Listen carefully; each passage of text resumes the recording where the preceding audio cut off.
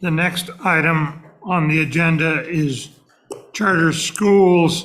And we're getting an update from the State Department of Education. So y'all are on, proceed.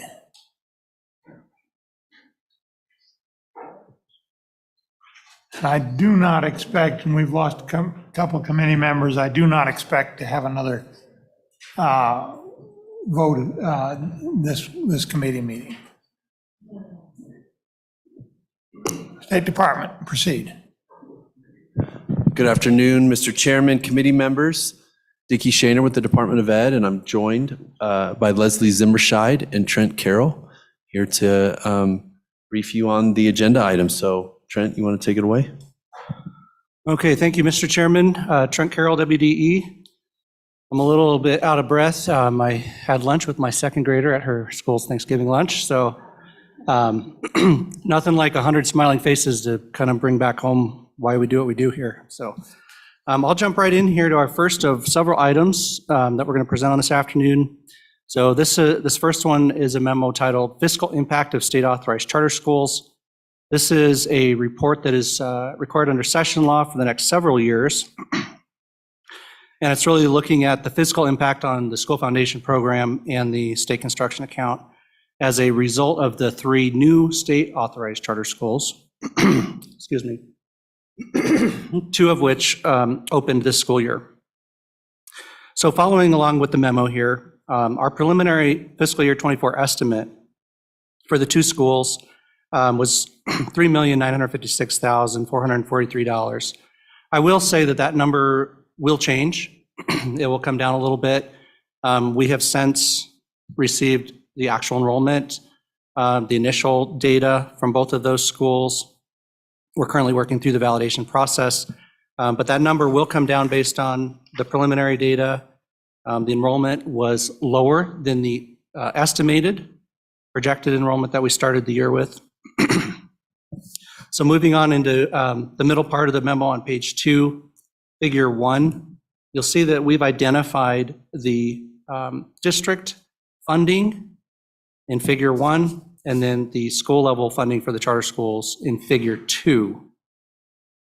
So in figure 1, we have Natrona number 1, total funding impact there of just over $250,000 as a result of the Wyoming Classical Academy. And then for Platte number 1, just over $40,587 in funding as a result of the Prairie View Community School. And then moving into figure 2, you'll see the breakdown of the school level resources, as well as the portion of the central office that flows through to the school. Total preliminary estimate for the Wyoming Classical Academy was just over $2.7 million.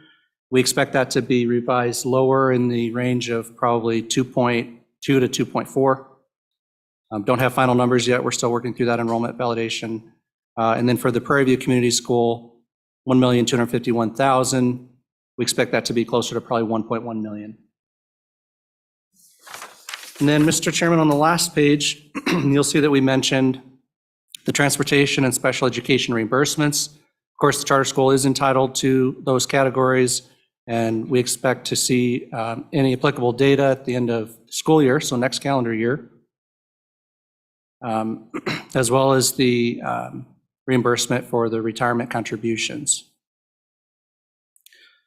Mr. Chairman, the last part of this presentation is the State Construction Department and the impact there. But with your permission, I will move into the second part of our presentation, which is addressing ADM adjustments, and then we can let the State Construction Department come up and answer any questions you may have for them. As noted in our memo, when we discussed this with them, there wasn't any fiscal impact for the current year identified, but we will give them an opportunity to come to the table if that works. Okay. Hearing no objection, I'll move into the other memo that we provided around ADM adjustments for state authorized charter schools. Really, this part of our presentation is intended to address several questions that came up at the August meeting around the ADM adjustments and the financial impact to the resident school districts where these 2 new charter schools recently opened. And so really those questions were focused on both the impact and the timing of any impact. So we conducted a very thorough analysis over the last few weeks to ensure that we had a very solid understanding of all the implications. And so before I dive in, there's a lot of information packed into our memo, but before I dive in to walk you through it, let's start with just a couple of terms that you're going to hear several times, and the definition of those terms. I'm sure many of you are probably familiar with these terms. But the first one is average daily membership, or ADM. So this is a primary input in the funding model, and it's based on a student level calculation of membership during a school year. Okay. Next is 3-year average ADM. This is a rolling average of the district's prior 3 years ADM. And the intent of the 3-year average is to provide a district with a more gradual step down in funding during a period of declining enrollment. Okay. And then the last one that I'd like to define is what we call the district ADM determination. And this occurs at the beginning of each school year when we create the funding model for that year. And the model compares the prior year ADM for each district with their 3-year average ADM. And then the greater ADM value determines that method that will be applied across all schools in the district. So if it's the prior year, we use the prior year for all schools. If it's the 3-year, we use the 3-year for all schools. Okay, so next let's talk about what happens when a new school opens and how the funding is generated. There are a couple of distinctions that I'd like to highlight here between a new charter school opening and a new district operated school opening. Okay, the first important difference that I'd like to highlight is that for a district operated school, there's always a 1-year lag in funding in the model. So funding begins to flow from the school foundation program for that school beginning in year 2 of operation. When a district operated school closes, the same lag would exist. So if a school in your district closes, funding would continue for 1 year following their last year of operation, and then it would be removed from the funding model the second year of closure. In contrast to that, for a new charter school, we don't have the typical 1-year funding lag. Instead, a new charter school follows a different process where the charter school reports its expected enrollment in March, preceding their first year of operation, that first school year.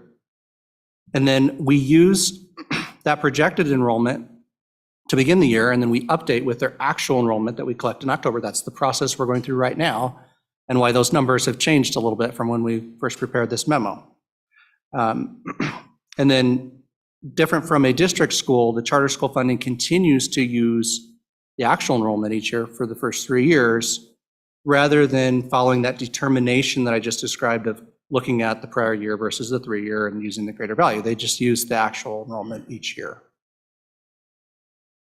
Okay, so there's a little more context around why some of these questions came up.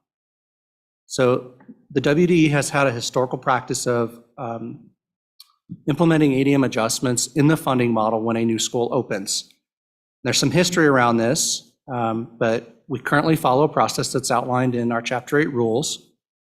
And the process, as it exists now, is that we move, when a new school opens, we move part of that 3-year average, ADM, between schools if students are transferring from existing schools in the district to the new school that just opened. And we do that after year 1, so we're moving basically year 2 and year 3 ADM between the schools. The reason that this process exists is that prior to 2018, the determination of ADM, so that greater of determination, occurred at the school level rather than at the district level. So you could have differences within the same district. Okay, this created the opportunity for the same ADM to generate resources at different schools in the same district during the same funding year.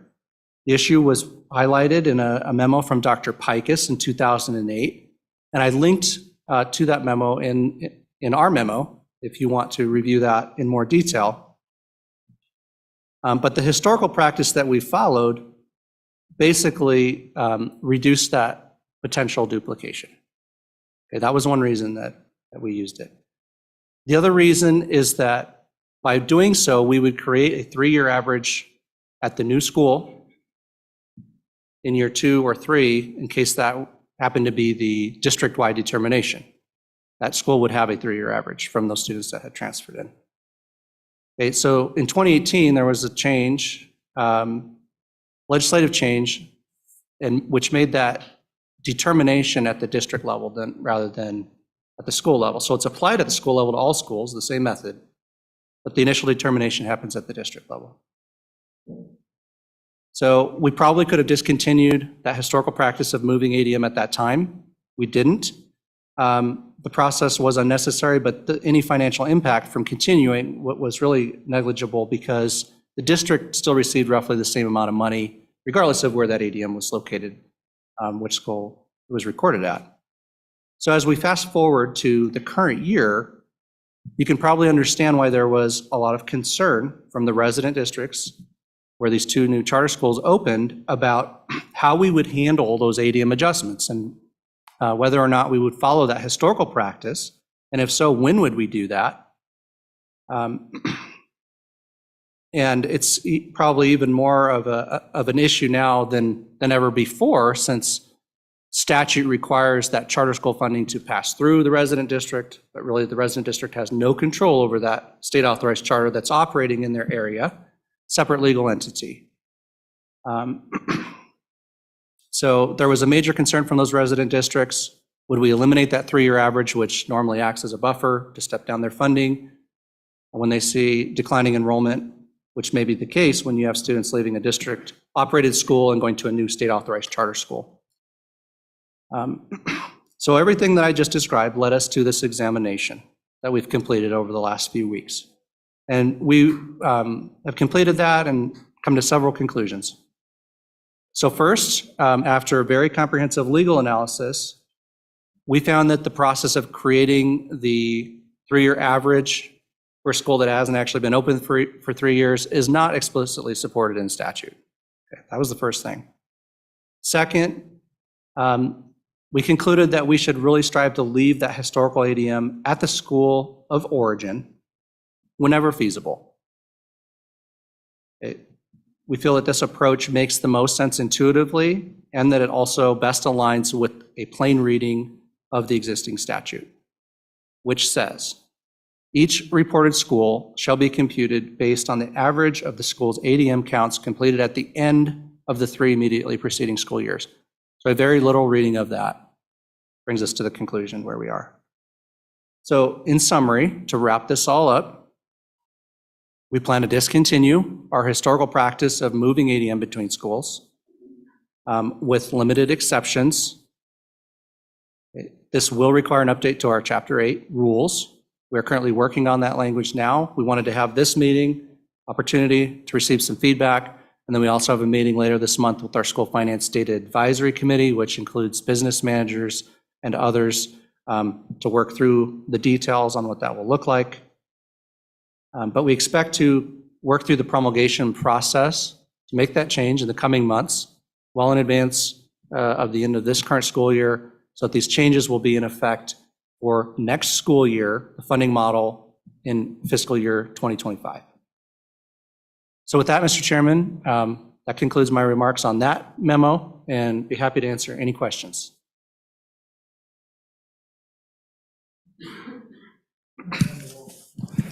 Thank you, Mr. Chairman. Yeah, thanks for the presentation. I'm not sure I completely comprehended it all, but it's a starting point. So under the way you're going to do it, is the effect of that is to have a doubled up ADM for a while, or is that what's happening actually? Mr. Chairman and Representative Obermueller, so for the first year that a charter school opens, we follow this very specific process that's outlined in statute where we use their enrollment, provided estimated enrollment in March, updated in October. So for the first 3 years, they are using their actual enrollment. and that funding begins at the beginning of their first year. So we have the lag that I described early on for the district-operated schools that may have students transferring out to the new school. And that funding will continue. So under any other circumstance, even a school closure, that funding would continue one more year. So the answer to your question is yes, there is an overlap, but a big part of that duplication is because of the timing of the charter school funding going out immediately rather than being lagged by a year. And I think there was, that was intentional so that a new school, a new charter school would have those resources to open their doors rather than having to wait a full year to receive any funding from the state.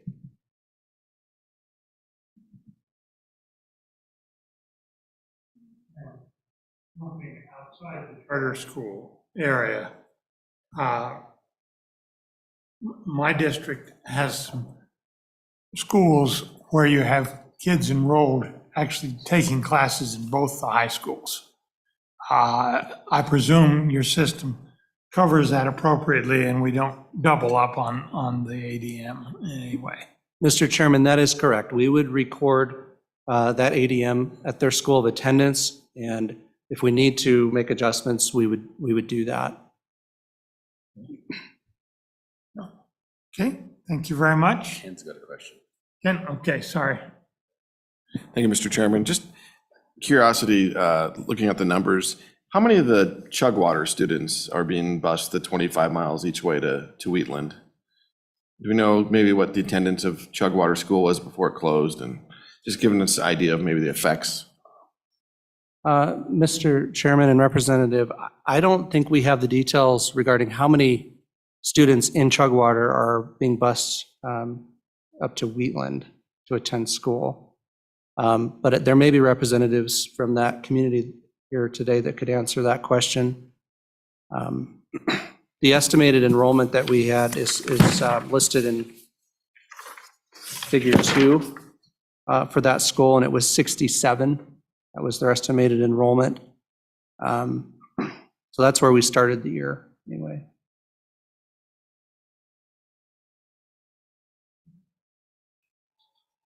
Anybody else? Anybody else? Okay. Okay.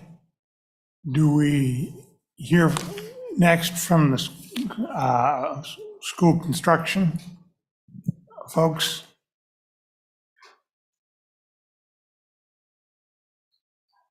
Dell, is that you? Yes, Mr. Chairman.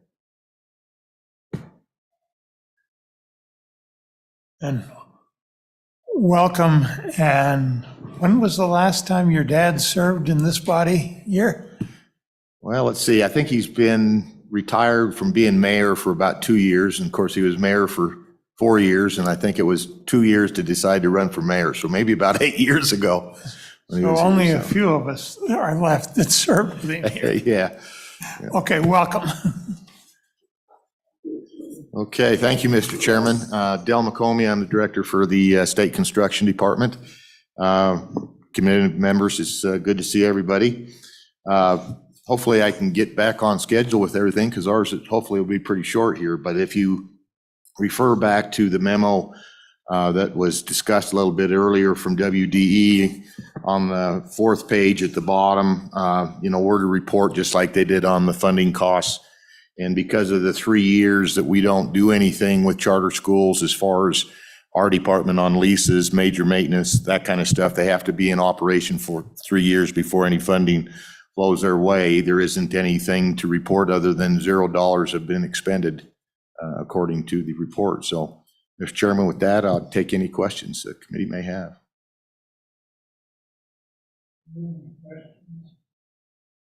I do. Okay.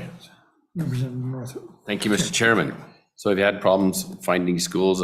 Is there a particular district that's being belligerent with offering up a school?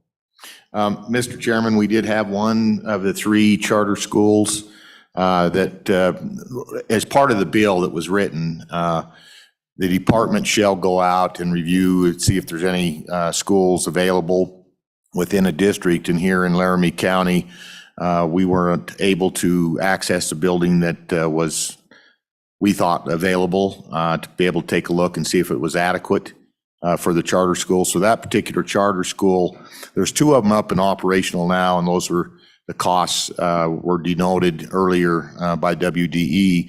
There's a 3rd school that was authorized by the SLIB board, and they are still under authorization to proceed. So there's 3 of them out there. My understanding, and this is somewhat through the grapevine, but they're in works with somebody else to provide a building here in Cheyenne, so. Yeah. And I heard the same thing from one of their board members yesterday. They've got the problem solved and expect to open next fall. Yeah, thank you, Mr. Chairman. Just curious on the buildings in Chugwater, the status of the buildings there, how that's sorted out. Okay, Mr. Chairman, in Chugwater, my understanding, the charter school is in the old school building. And so in that particular case, when we would look at any money that would be flowing there, we would look at either a lease, if it's a private building, and then we take into account some of the operating costs, and then we take the lesser of. So we would look at how much it would cost to lease a building in that community or that area. We work through the A&I database on leases for the state, and we couldn't find anything for leases in Chugwater, so just kind of throwing out a number for the Wheatland area would be how we would project that. So what we would do is we take their ADM and we multiply that in our calculator for square footage of a building. So that gives us the square footage. Then we look at that leasing cost on a square foot basis. That calculates then out into what we would pay, the lesser of either that calculation or what their current lease would be and where they're at. So in this case, they're in an existing school building. So what happens there is we don't pay a lease for that, but we do pay then major maintenance on that building. So from a budgetary standpoint for the department, we were already calculating that square footage for the district prior to that being shut down within our calculator for major maintenance. So those major maintenance dollars would then flow to that charter school. Okay, just to follow up, and then there's a vacated building there too, or? I'm not aware of that. So there's kids that are being bused to Wheatland. Sounds like the other school is closed, so I'm just trying to understand how that affects buildings there. Mr. Chairman, Representative Obermuller, Valerie Hughes, I'm the State School Facilities Division Administrator. So in Chugwater, what the district decided was that they weren't going to staff the Chugwater K-12 this school year and essentially offer up that building to Prairie View Community School or the charter school up there. And so they have taken up use of the facility now for this school year. So that facility itself is not sitting vacant. They do have an old school nearby that is mothballed, but the former school is being utilized by the charter. I guess we're back to, that begs the question of what happened to the kids that were not going to the charter school? Mr. Chairman, I'm assuming they're the ones being bused, as we heard earlier, up to Wheatland. Okay, thank you. Okay. Let me ask one question. Mhm. Situation in the charter school we have in Trumbull County in Mills. Okay. They're in the old Mills school building. I think it's quite adequate. But as the charter expands its numbers, they're thinking they're eventually going to want to expand and go full K-12 and would have to build probably to get the space. Are there any things they need to really consider in preparing? They'll have to deal with you on that sort of thing, will they not? Mr. Chairman, no, I don't think we'd have an interest in a new charter school. And in fact, we've had similar scenarios with the 4 existing where they've expanded or they've added on here in Cheyenne, for example, Port Dare has expanded out. So the building that they're in right now was an old school from Natrona County that was actually purchased by the city of Mills. And then they're in a lease agreement with the city of Mills for that building. So, they would have the opportunity as a leasee, if the leaseor went ahead and expanded the building, then we would take a look at that ADM square footage and expand, and then the amount we would pay would go up. Is build a new building for the expansion. Would they deal with you on that, or are they on their own on that one? Mr. Chairman, they're on their own. Okay.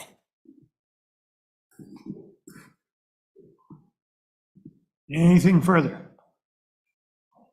Thank you all very much. Thank you.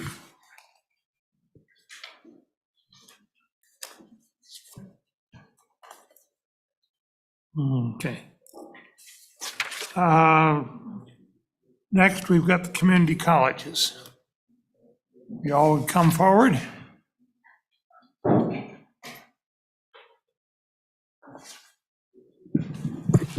Mr. Chairman, I wanted to ask if it would be appropriate if we could have Ms. Taylor and the Trustees Association join us. Yep, certainly, certainly.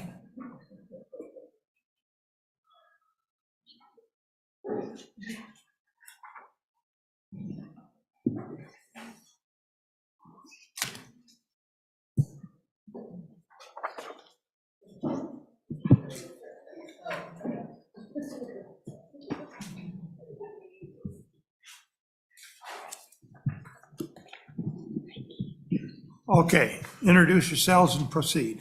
Absolutely. Mr. Chairman and Mr. Co-Chair, members of the committee, I am Sandy Caldwell. I'm the Executive Director of the Wyoming Community College Commission.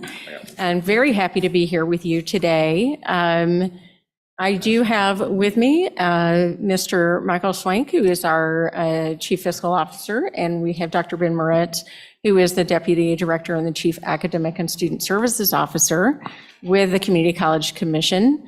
I do want to let you know we do have one of the college presidents in the audience today. That would be Dr. Joe Schaefer from Laramie County Community College. Okay, and good. His trustee, Mr. Those Erickson. individuals. Go back here. Okay, Trustee Erickson. And then we have multiple of the presidents and the trustees, along with the community college commissioners who are watching today. So I wanted to let you know Okay. that. And I'm going to let Ms. Taylor introduce herself. Good afternoon, Mr. Chairman and members of the committee. My name is Erin Taylor. I'm the Executive Director of the Wyoming Association of Community College Trustees. So I'm just happy to share some news with you today, and I'll are you introducing? I already did. Okay, got it. Perfect. Mr. Chairman and Mr. Co-Chair, members of the committee, you've had a very heavy 2 days. We've been watching the activities of this committee. So I am really happy to be able to come and really help you close out your 2 days on a high note. We have some great information to share with you. We went over our budget in your last meeting, I think in August that was, and asked if we could come forward with really some highlights and to showcase some things for you. As I was speaking with Representative Lawley earlier, it was about sometimes we hear agencies always working on things, and that is true, but we're here today to show you on what has been accomplished. And we have really 4 big topics that we're going to highlight for you today. One of those is WYO transfer. That is the common transcript transfer process. With that legislation from you was the statewide longitudinal education data system. It is live. And we're going to highlight some things with Wyoming Works, and we're going to talk about Wyoming's Tomorrow Scholarship and Kickstart Wyoming's Tomorrow Scholarship.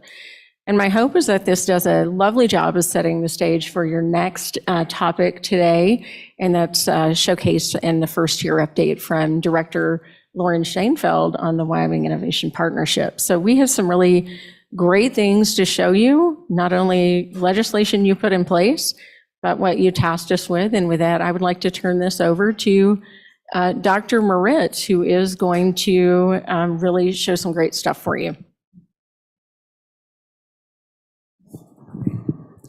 Thank you, Dr. Caldwell. Mr. Chairman, thank you for having us today. And as promised, we are here to give you good news. And lots of accomplishments that we're pretty proud of. And also we want to thank you for it because most of these accomplishments came through this body and were legislated over the last 5 years.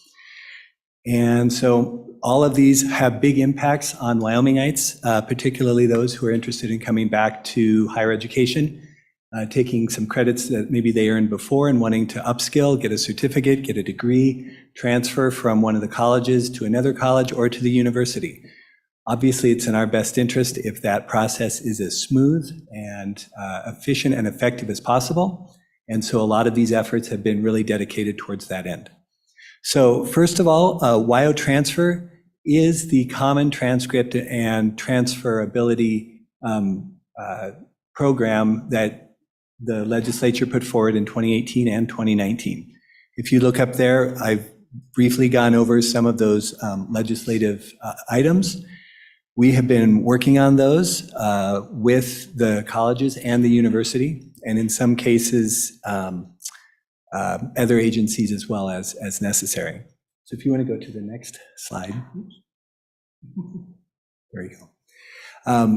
The WyoTransfer platform that pulls together all of these initiatives really wouldn't have been possible if it weren't for also the Common Course numbering. And Common Course numbering, as many of you may already know, has been a responsibility for the colleges, the commission, and the university for more than 3 or 4 years. I think it's 33 years. It's 33, 1991. So it has ebbed and waned over that time, but has never really gotten to the point where it was supposed to be. So the legislature in 2019 gave us a very helpful reminder as to the importance and legal requirement that that be done. And so this was handed to the commission, and we have worked very closely with the colleges and the university and have made great strides. So we have submitted a report to the legislature about a month ago, actually to the JEIC, providing a more in-depth report on the progress that was made. So if you have questions about more of the specifics, feel free to ask me now or look at that report as well. And the big numbers are bolded right there. In 2019, we spent, it actually took many months just to evaluate. We know we're not aligned. We know that the courses that are the same are not numbered the same, but how far out of alignment are we? Well, by half, by a lot. So once we established that, then we came up with some processes, some committees. A lot of people put in a lot of work, and we are now up to 99.4%. And it's probably going to stay at that if you're wondering, why isn't it 100%? Well, courses change on a weekly basis. If you are having an engineering class and some new software comes out that engineers need to use, you need to change that course. You need to then check with the other institutions, we're changing this. And so there's always going to be some dynamic aspect to it. So 99.4 is about as close as we can get. But I'd like to thank, in particular, with the commission, Nicole Anderson is one of our staffers who spends an inordinate amount of time wrangling faculty, administrators for all of the institutions, and getting everybody to agree to anything in the state of Wyoming or anywhere is always going to be really difficult. And, you know, the greatest fights are over those things that have the least value. So if your engineering 321 course, they say we need to change it to 324. Well, suddenly that's the most important thing in the world. You have to keep it to 321. So we made a lot of progress.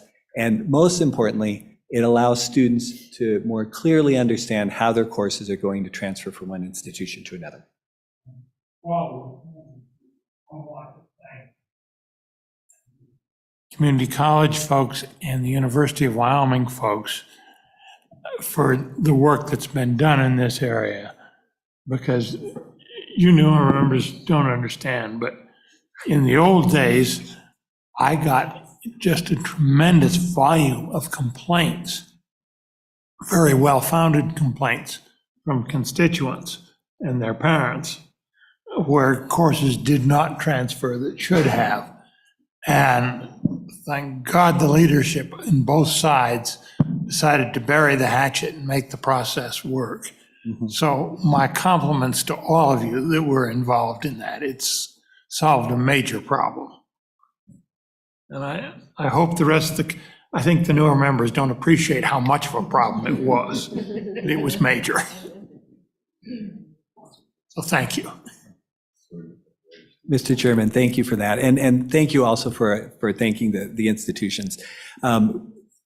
It takes a lot of leadership to really communicate to their faculty, to their staff, this is important. This is what we're going to do. And they did that. And that's how we got to where we are. Also, I'd like to point and thank University of Wyoming. They had several processes that didn't work very well to communicate the information in a timely manner to the colleges so that we could stay in line. And thanks to Associate Vice Provost Moore, Provost Carmen, they really identified this as something that they needed to address as well. And so they've changed some internal processes to make this far more efficient too. So we'd like to thank our friends down in Laramie. If you want to go to the next slide then. So with the courses now aligned, the Common Transcript and Transfer platform, it was a lot easier to work on that as well. So we contracted with Academy One, that's a company in Pennsylvania. They do this with several other states, Pennsylvania, Ohio, Michigan, Tennessee, Kentucky. They've really kind of pioneered some of these things. So we've worked with them, and they have broken the charge into 4 components. There's the first one maps course equivalencies, so a student could see how individual courses will map from one institution to another. The second maps program completion, so they can see, I'm doing this program, maybe it's welding, and I want to transfer to a different school. This is how my courses will transfer into that other program. Awarded, that is an automation tool to automate a lot of aspects of reverse transfer and make that easier. Now, most of you may know what reverse transfer is, but it's such an important aspect of the strategic plan of the colleges, of the university, and of the state for the state educational attainment goals that I just want to bring it up quickly. When a student transfers from a community college to the university, they may not have completed the associate degree that they started. They may have gone with 50 credits or 40 credits, or maybe they went with 60, but were picking up a few extra. Reverse transfer is the ability for a student at UW to award the credits that they have earned at UW back to the community college and then earn that associate degree as they work towards the bachelor degree. Now, this is very important for several reasons. One, students who may have something that happened and they drop out before they complete their bachelor's, at least they have that associate's now that's been reverse awarded to them, so they can show that. Also, statistics across the country show that when you earn your associates, you are more likely to then complete your bachelor's. It's kind of a, look, you're halfway there, here's this degree, and the confidence really helps students move forward. Previous to this platform, this had to be done through a very laborious filtering and scanning process that University of Wyoming did for our benefit, and then sent that information back to the colleges to award. This automates it, and in other states where they've done this, they've seen the number of reverse transfer awardees double or in some cases triple. This is just rolling out this term, so we don't know what the numbers will look like, but we're almost positive that they will increase those numbers and most likely significantly. And then the last tool is in progress, and it's an online platform to streamline the process of allowing Wyoming citizen who has been in the workforce but maybe doesn't have credits to get credit for what they have learned. So if you're a welder and you've been a welder for 10 years but you've never taken a welding class, if you want an associate's in welding from Casper, frankly, it's silly to take welding 1, welding 2, welding 3. If you can create a portfolio, you can submit that to show what you've done, and credits can be awarded to you. Again, right now, it's kind of a manual process. This both markets the ability out to Wyoming citizens so that they will, we hope, get more students back in to skill up. And then it also streamlines it on the back end so that faculty, staff, and administrators can do these more quickly. So this is all part of the same WYO transfer family, all run by Academy One. And now I've talked enough. I'd like to show you some of the tools and what this actually looks like. And so I will share my screen.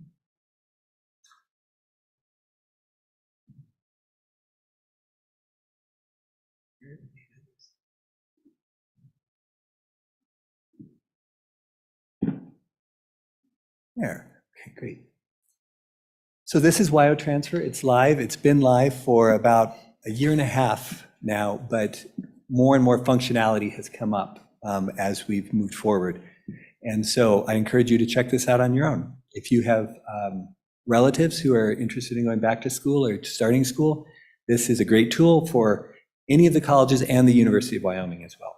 So I will start by, we're already logged in as Mickey Mouse. This is a pretend account, but the important thing is that you log in. If you have ever been a student at any of the higher education institutions, you can log in with those credentials, and it finds all of your transcripts from all of the institutions and brings them together in one place. And if you haven't gone to any institution, you can create an account. Now, we've created Mickey Mouse. Mickey Mouse is a pretty good student at Central, and we can kind of work through what Mickey's plans are. So if you see, there's import your course history, click there. And here are the courses Mickey has taken up to this point. Mickey was enrolled in 2010, 2011, took some time off, probably family things, moved to Cheyenne because then he took some courses at LCCC in 2020. A lot of people did, wanted to get back, skill up on some things. And so you can see all the courses that he's got. Some B's, some C's, did a little bit better when he came back. We see that quite a bit at the community colleges, but let's not dwell on Mickey as much as the functionality here. First of all, you can look at course equivalencies. And so if Mickey is planning on taking these credits, oh wait, actually I'm looking at the wrong one. Let me go to my transfer checks. Here we go. So Mickey is interested in becoming a history major at the University of Wyoming. So this brings that in. We have added University of Wyoming as a potential place he might want to transfer to. And this says that he has 29 credits, and it shows how far along on that progress he is. And then we can click on the program here, and it's loading. This is all live. It draws from all of the databases of the institutions. And he has completed about 24% of the program. And this will tell him some overall information about transferring to UW. I'm going to skip down to the transfer progress details. So here we are. If you expand on that, he has taken some of the university studies requirements. He has 30 credits that are required there, but he hasn't taken all of them yet. And you can expand the different categories. And so you'll see that he needs, for example, 15 credits of knowledge of human culture, physical and natural world, and the US and Wyoming constitutions. He's completed the human culture piece, and this will show the courses. These are all the courses that are possible. But you'll go down, you'll see a green check. There we go. He took Intro to Music, which counts as Music 1000, and he's taken Psychology 1000. So that is satisfied. And then let me close this one out. He's only half of the way through Physical and Natural World. So when Mickey is going through this, he can look at all the courses that would be available that he could take to complete that requirement that are available at the University of Wyoming. He can then click on those and create a plan for where he would go. If he's interested in taking some other online courses prior to that, he can also go up to the top here and look for additional transferable courses, maybe at LCCC. So I'm going to click on LCCC and it will find it.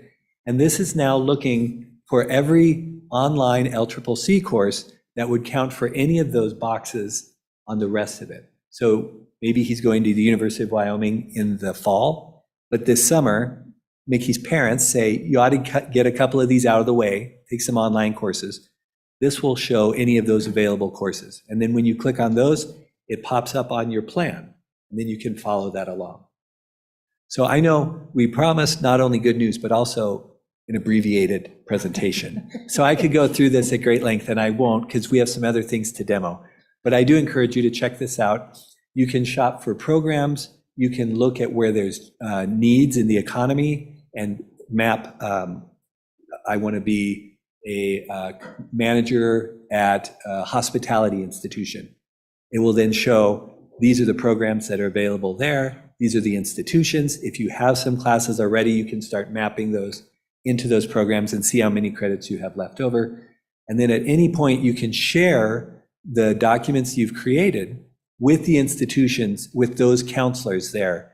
And then they'll reach out and they'll say, great, Mickey, I see that you've got 15 credits toward hospitality, but you've got 30 credits toward history. Maybe stick with the history degree, you'll finish a little sooner. They can start those conversations and get them into the mix. So I'd like to then go over and talk about some of the other things as well. SLEDs is a big deal. But before I do, are there any questions? Thank you. I'd just say what a great recruiting tool you have, because you could go into a community and just start talking just like you did to us. People would get excited about going back to school. So good job. Thank you. It seems to me that we're looking at, in the business sense, you want to be customer friendly, and this is customer friendly. Yeah, Mr. Chairman, thank you. And that's exactly it. It engages your customer, your citizen. Yeah, thank you, Mr. Chairman. So maybe you said, but have you loaded historical data into this or is this just on existing students moving forward, or how does that part work? Mr. Chair, Representative Obermuller, this does have historical data. It brings all of the transcript data of any student who has a Wiser ID number. Now, if there were to be a student from out of state, they might not find their out-of-state information here. Or if they enrolled as an out-of-state student at LCCC and didn't have a Wiser ID because they were not in the K-12 system, what they would do then is register an account, a Wiser ID number would be fabricated for them for this purpose, and then they could have all of that pulled in. So there is no prior date. Even I, someone my age, could find my courses here if I had taken classes back in the 90s at LCCC at UW. Well, I don't know about. Yeah, so it has historical data. Long answer to your short question. Thank you.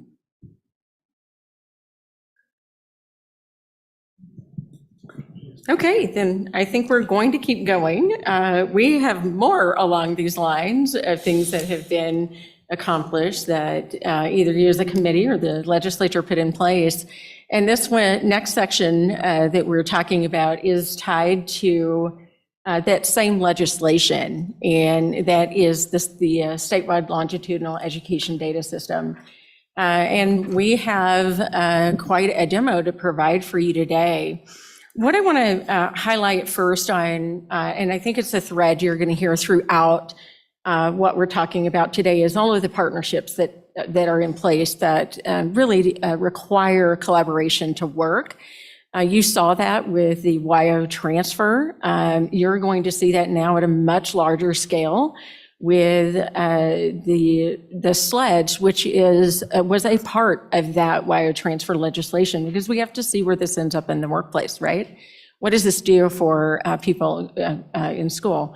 The SLEDs has a long history, and we provided you just today with an update on the entire history of SLEDs in the state of Wyoming. And I have to give a lot of credit. This partnership is the colleges, the commission, the Department of Education, who has been instrumental in helping this move forward, and Department of Workforce Services, and then just to let you know, and I think I shared this last time, that Department of Family Services is now a part of the SLEDs as well, and is part of that e-board. The history of the sleds, just for the legislators that weren't in the legislature in 2010, the state, we have a 2019 dividing line. And that's that's the really important part to get in here. Because in 2019, the requirement or the responsibility for moving sleds forward happened in legislation and to the commission, but with required partnership. And that's the trigger where you see significant activity happen. But a lot of activity actually happened before. And in 2010, the state agreed to create an SLDS, or a SLEDS, without the E. We have the E, they count the same at the federal level, in exchange for $51 million of ARA funds, which is the American Recovery and the ARA funds from 2009-10. I used to could just spit those out, and I just abbreviated them here. But those funds were not used for the sleds, by the way. And we want to make sure that's clear. The Department of Education did not give $51 million to do the sleds. It was, and several of you probably know that. Most of that actually went to CapCon projects for the community colleges and the university, that specific pot of the large pot of ARA funds that came forward. But that is when the Wyoming agreed to create an SLDS or a SLEDS. So it had fits and starts. There was some funding that was appropriated to that. We had some things that came out of it. There was a needs assessment.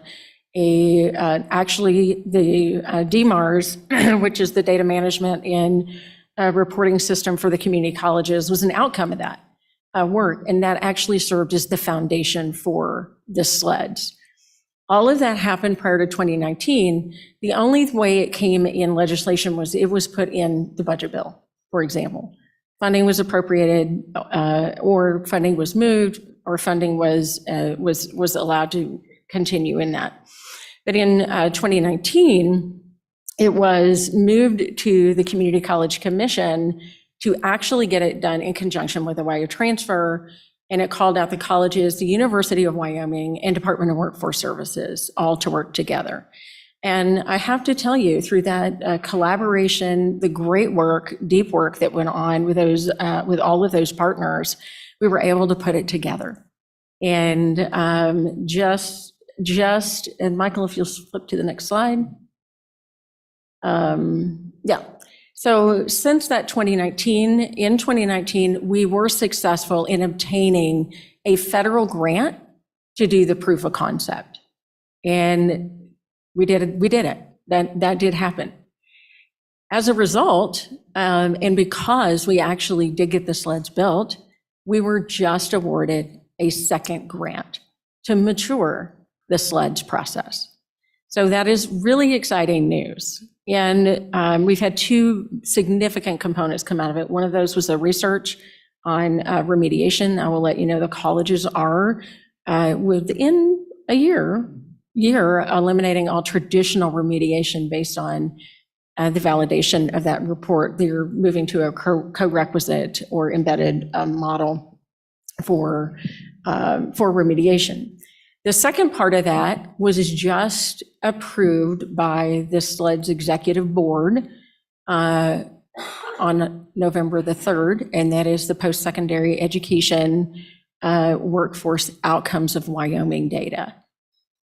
And a significant part of that, and I'm happy to report this to you as a committee, is that we have received the initial verification from the U.S. Department of Education that the state of Wyoming has met its SLEDS obligation through that. So we are waiting for the final, we have gotten that in writing. We are waiting on the final determination, because Wyoming not only met through the K-12, they have met it through P20, through higher education, graduate, and what's called workforce. So it's called a P20W SLEDS. So that's a very quick encapsulation of like a 4 or 5 page historical summary that you have, including the funding. But I think the really important thing to note is he really took the will of the body, great partnership, deep, deep work that goes on. When you have to watch out for FERPA, you all know FERPA. When you mix in FERPA and you mix in Department of Labor and employment privacy laws, it gets a little complicated. But we were able to achieve that with the great work of all of these partners. So when you hear individuals say they're not working together, they're not partnering, I think we are showing you now for the second thing today that there's some really great partnership that goes on. And with that, I am going to have Dr. Moritz give you another demo of this workforce dashboard. Thank you. Yeah.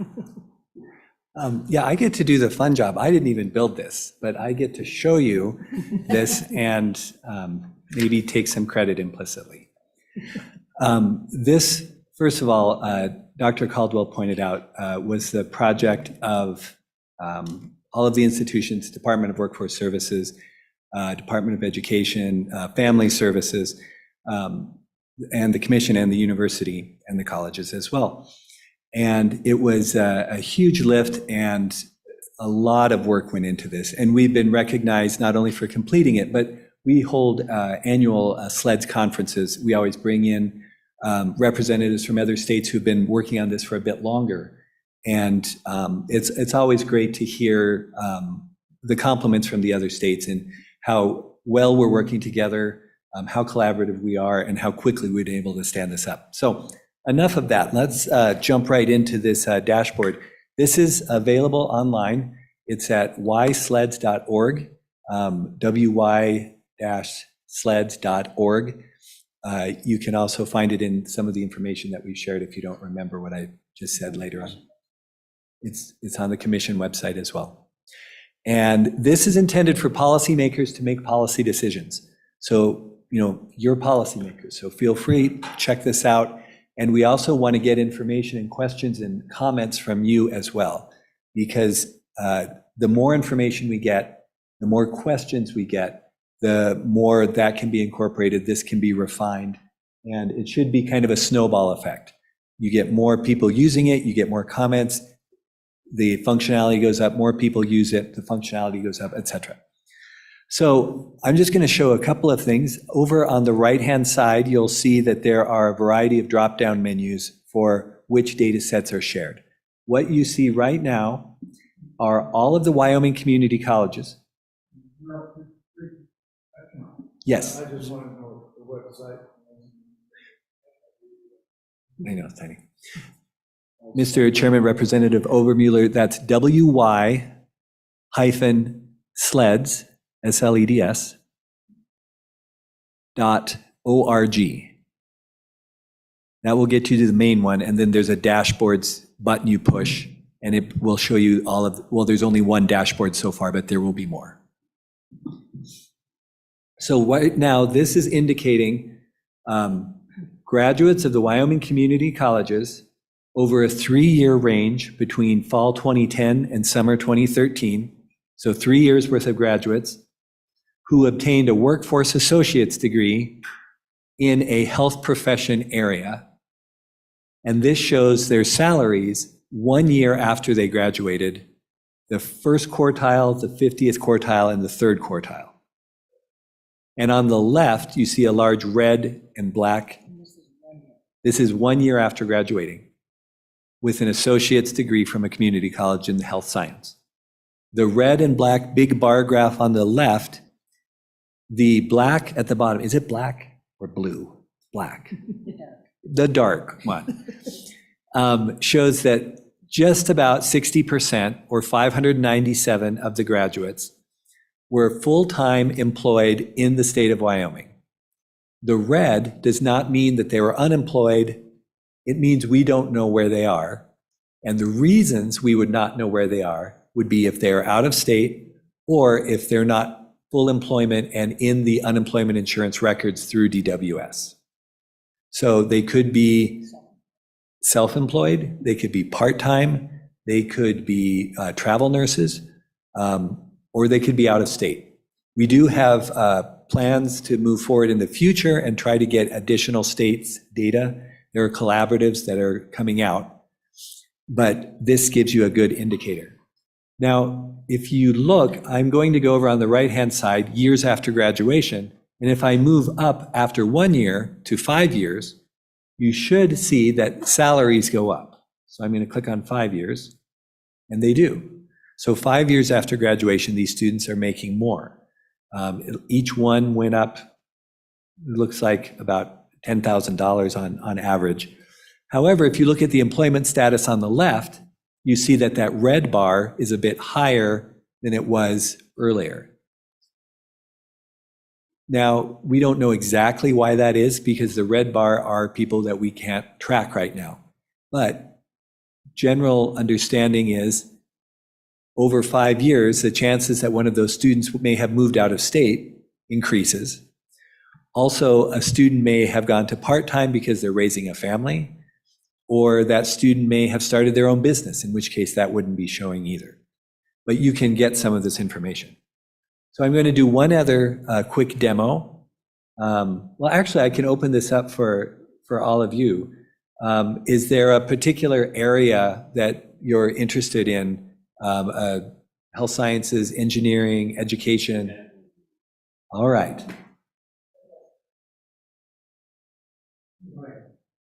Thank you, Mr. Chairman. I'm curious if the numbers of potentially people that aren't in the full-time employed in Wyoming matches with trends of what we generally know about people leaving the state, particularly in our younger demographics. Does this, if you know those numbers, does this reflect kind of a similar trend, or are we showing that maybe we have a better chance of keeping our young folks here if they complete our programs? Mr. Chairman, Representative Provenza, these are great questions. And first of all, it's collecting these questions that will help drive the research agenda moving forward with SLEDS. Because right now we can make some guesses looking at this information and sharing it and looking at trends that we know about. But we can't give the statistical certainty that we might be able to with another research question. I think Dr. Caldwell might have something to add. Mr. Chairman and Representative Provenza, and then this is the aggregate across the colleges. You can look at the individual colleges and you can see some differences really start to emerge. And I'll just use examples of colleges that are around the border and also close to a metropolitan area like the Front Range. For example, you see a higher shift in that than you do of, say, a college that is further away, for example, Casper College. Not surprising, right? This is, and this is rolled up data here at this highest level. We can take that down. These are what are called the 2-digit codes. This is the health, but we can narrow down to like nursing, for example. And then you start to see some real shifts. Now, when you start to look at why is that and who is that, and there's a little bit more on that detail. Not all of it can be shared in a dashboard like this, as you can imagine, because of suppression issues. But we have the ability to dig deeper on that in some specific cases. And there's going to be a lot that comes out of the research agenda. The good Dr. Schaefer is one of the working, he co-chairs that with Dr. Mark Perkins from the University of Wyoming, working on that a mature research agenda to help us with really nailing down what needs to be in a dashboard and what are some that we want to use as research questions, for example, to get more specifics on that. So we're going to see that a lot, and that's the purpose of the second grant, by the way, is to help us do that. So how's that for almost answering your question? Say the legislature is going to be particularly interested, this committee is going to be interested in the education profession, in particular, the teaching profession. And the legislature is going to be interested in some of the healthcare professions where we've got real shortages. Mr. Chair, if I can go on, I brought up the engineering for you here. So this is interesting and also shows a lot of the nuance you can get out of this. These are transfer associate degree recipients from the community colleges. I had to change it from workforce degrees to transfer degrees because most engineering students are going to transfer to UW. Now, this is 1 year after graduation. So look at the large red area. They are unemployed because they are students at UW in most cases, because they just got their associates and now they're going to UW.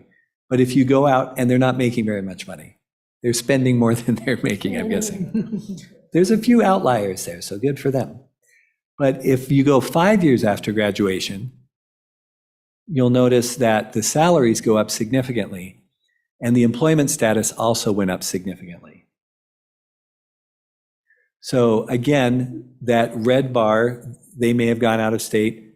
Engineering students are even more likely than healthcare students to be self-employed or to be contractors, in which case they would not be in the UI system, so you wouldn't see them there. And then I chose a range from fall 2010 to fall 2013. So I think I should be able to go out to 10 years and have some, I was just a little too, okay, it didn't quite work. Next semester, I think we'd be there. So we'll stay at 5 years. Oh, should I do a UW degree? I'll do one other one. Let me go to bachelor's degrees from the University of Wyoming. And this is 5 years after graduation. You can see the salaries that they're making, and you see the red versus blue. We tend to see that university graduates spread further out across the country than the community college graduates in general. So I think that probably is going to account for that larger red area. But again, as we move forward and we grow the sleds and we bring in more and more data sets, we can give you more and more information and more detailed information. So this is intended, again, it's a tool for policymakers to make informed decisions. And we are just delighted that we can share with you this very first dashboard and let you play around with it. And any questions, comments, there is a place to register comments and questions at the bottom of the page. We encourage you to do so. More feedback, the better. So are there any final questions on the SLEDS dashboard? Great. Well, if there aren't, then I would turn it over to Ms. Taylor. Mr. Chairman, what I wanted to add to this, if it's okay with you, is just a little bit of color commentary for the legislators on the committee who have come in after maybe some of the legislative nudges and all of the hard conversations that we had many years ago. This is a great accomplishment, and I really would love to commend the partnerships and the commission themselves, because it got done. And now we have, like Chairman Scott said, now we have the data, and now we can dig in. What is it telling us? Where are the gaps? What can we do to address what those are looking like? And are they meeting the needs of our workforce, et cetera? So that Family Services is now involved. It's really huge.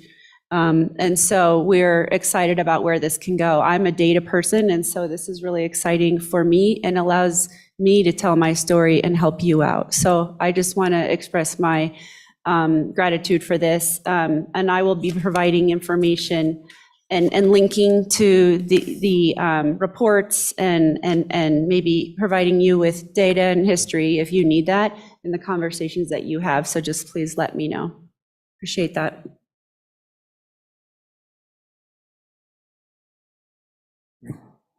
Right, Mr. Chair, the next thing we wanted to talk about was the Wyoming Works update. This is another report that we have provided. We have annual reporting requirements for this, and this should be in your set of attachments along with the other riveting reading materials that we provide you on a regular basis. For those of you who may be less familiar with Wyoming Works, this also came out in 2019. It was a bumper crop for educational legislation that year. And like the other projects, really has had some amazing benefits for Wyoming citizens. It has two main pieces to it. It has programmatic startup funds and it has student funds. The programmatic startup funds are intended to break down the barrier for community colleges to be as responsive as they want to be to industry needs. So for instance, if a local industry needs a new type of mechanical maintenance program because they're having a lot of their employees who need this kind of training, that machinery can be very expensive. And at the beginning, you may only have 5 students, 10 students. You may have small numbers of students. The community colleges don't have huge budgets, and just like a small business, it can be very difficult to find the funds to put into a high capital intensive program as quickly as they would like to. So these grants are competitive. The colleges have been able to apply for them. And if they can show that the local industry really needs this, that the funding is going to go to a very specific purpose, then the Wyoming Works funding can go through and they can stand up that program and then open up that program for students to also get student grants to then attend those programs. We have just a couple of pictures over there. There's respiratory therapy and there's CDL, commercial driver's license. Those are 2 programs that received funds for startup through the Wyoming Works program that may not have been able to do so otherwise, or would not have been able to do so quickly. So in the report you can look at, it lists the long list of programs that have been funded through this. I won't go into all of that. But then the student fund side is very important as well. It's a need-based fund for students to apply for if they are going into these high-demand, high-need Wyoming Works approved programs. So just to take respiratory therapy and CDL as 2 examples, students who might not have the funding to cover the complete cost of attendance to go and upskill or get these new skills, they can apply to Wyoming Works and get that funding. If you look at the report also, it lists all of the students, or it doesn't list all of the students, the number of students who have received those funds, and it's significant. And so we're very happy with this program. It's made a big impact, and actually it's served, and Dr. Caldwell is going to talk about this as well. It's served as almost a model for a lot of what WIP is doing as well. WIP has been able to also take some funding and use it to stand up programs that may not have been able to be stood up as quickly.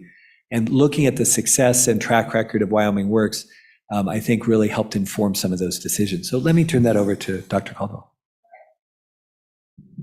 So, Mr. Chairman, members of the committee, on this Wyoming Works, some next steps. We talked about this a little bit in our budget when we went over this with you in August. We do currently have sufficient student funding in that student grant pool. What we do have in our budget is the exception request for the programmatic funding. That's important, as you heard from Dr. Moritz. However, we've been able to really work through the WIP, the Wyoming Innovation Partnership, that you're going to hear from Director Shane Fels shortly, where it not only provides funding for standing up a program, it does it in these very specific economic sectors for the state. And I think that's really the power of that. So one of the things about Wyoming Works is it really helped us see how some things could work. The Wyoming Works student grant was also the first one of our student grant capacity that is targeted toward the adult learners, and it allows for formerly incarcerated, which we now getting into a training program, getting people employed, helps reduce recidivism very effectively. So that's one of those things in Wyoming that we really looked at. Does this work in that way? And it does. But we see WIP really having an impact on that programmatic side. And then the other thing that I want to bring up is the student grant component could potentially be met through the Wyoming's Tomorrow Scholarship.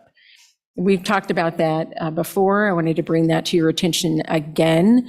The Wyoming's Tomorrow Scholarship does already have some specific explicit language to include the students who qualify for Wyoming Works, which I think is really important.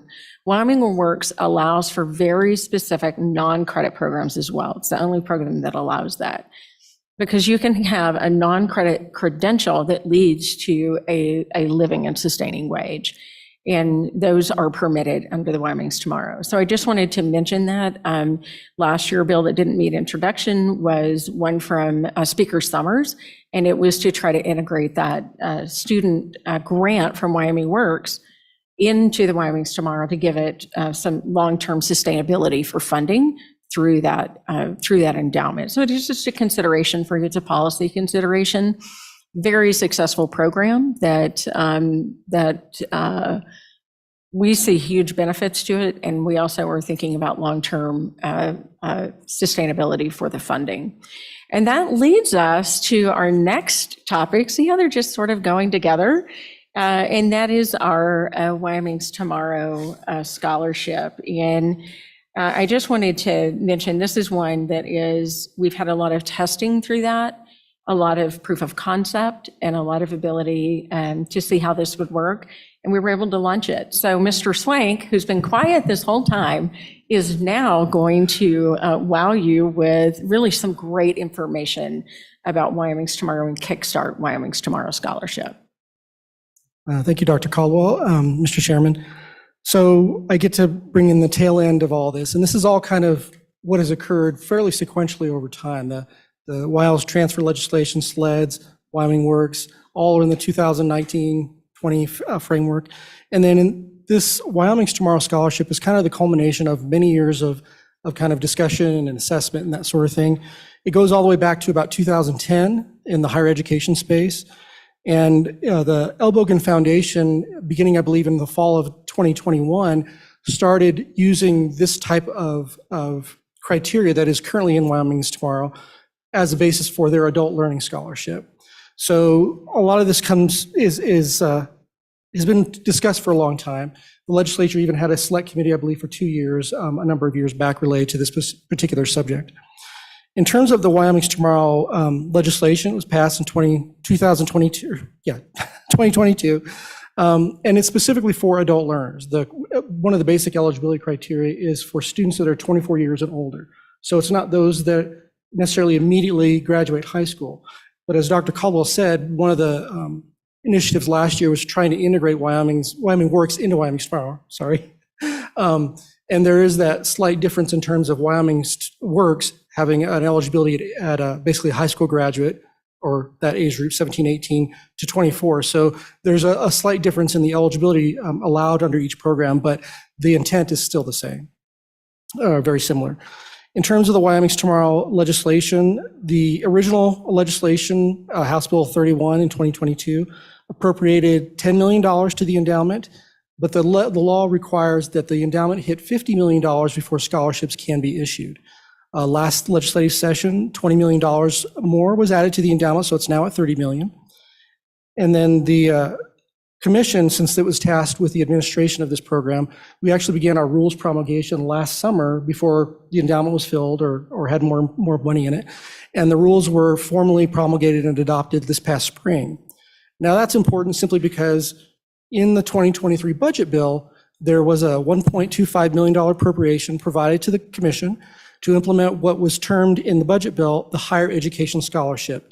It is patterned very closely off of the criteria and the mechanics of the Wyoming's Tomorrow statute. It basically requires it to follow that statute as much as practicable. So that was one of the reasons why having the rules in place this past spring was allowed us to implement this program so quickly. And because of that link between Wyoming's Tomorrow, it was termed and it was kicked off on May 1 under the Kickstart Wyoming's Tomorrow moniker. So there's the little symbol there that was used, and if Wyoming's Tomorrow gets fully funded and it starts to issue scholarships, we can take the Kickstart off there and just use that logo. In terms of the Kickstart, we implemented it, well, like I said, it was kicked off on May 1. The colleges and the university, that's one of the other things I did want to note, is that the university is included in the Wyoming's Tomorrow Scholarship.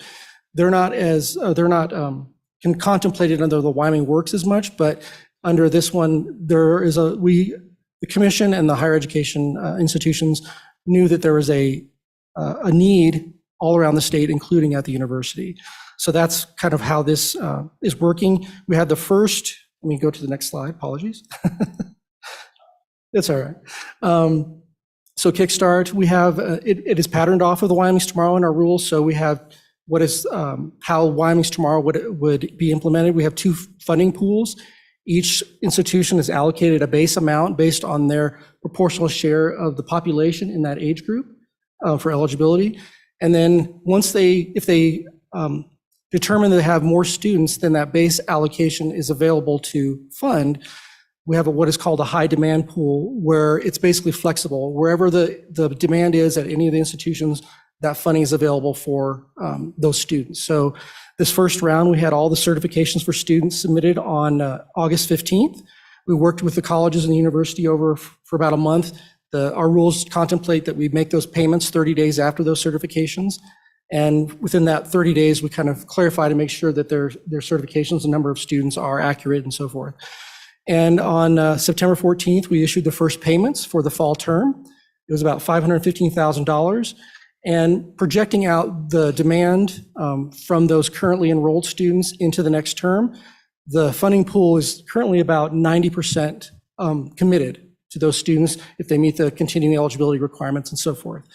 So we have roughly about $200,000 left that is not allocated or obligated for students. That would be, again, potentially for new students starting in the spring. So that's what we would be working with them on. Their certifications for the spring term are due January 15th, and we'll, again, do that certification process with them. One thing I did want to note is that when we did the original discussion with the institutions earlier last spring, there wasn't quite a great idea of what the demand at the University of Wyoming would be.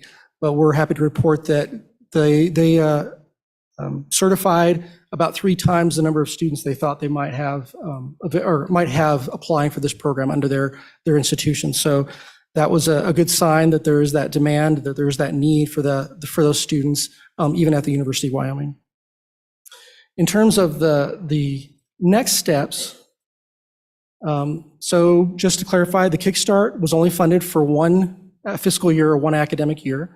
Once that funding expires in July or June 30th of this year, the students that are currently in the program potentially do not have any further funding available for their next academic years of the program.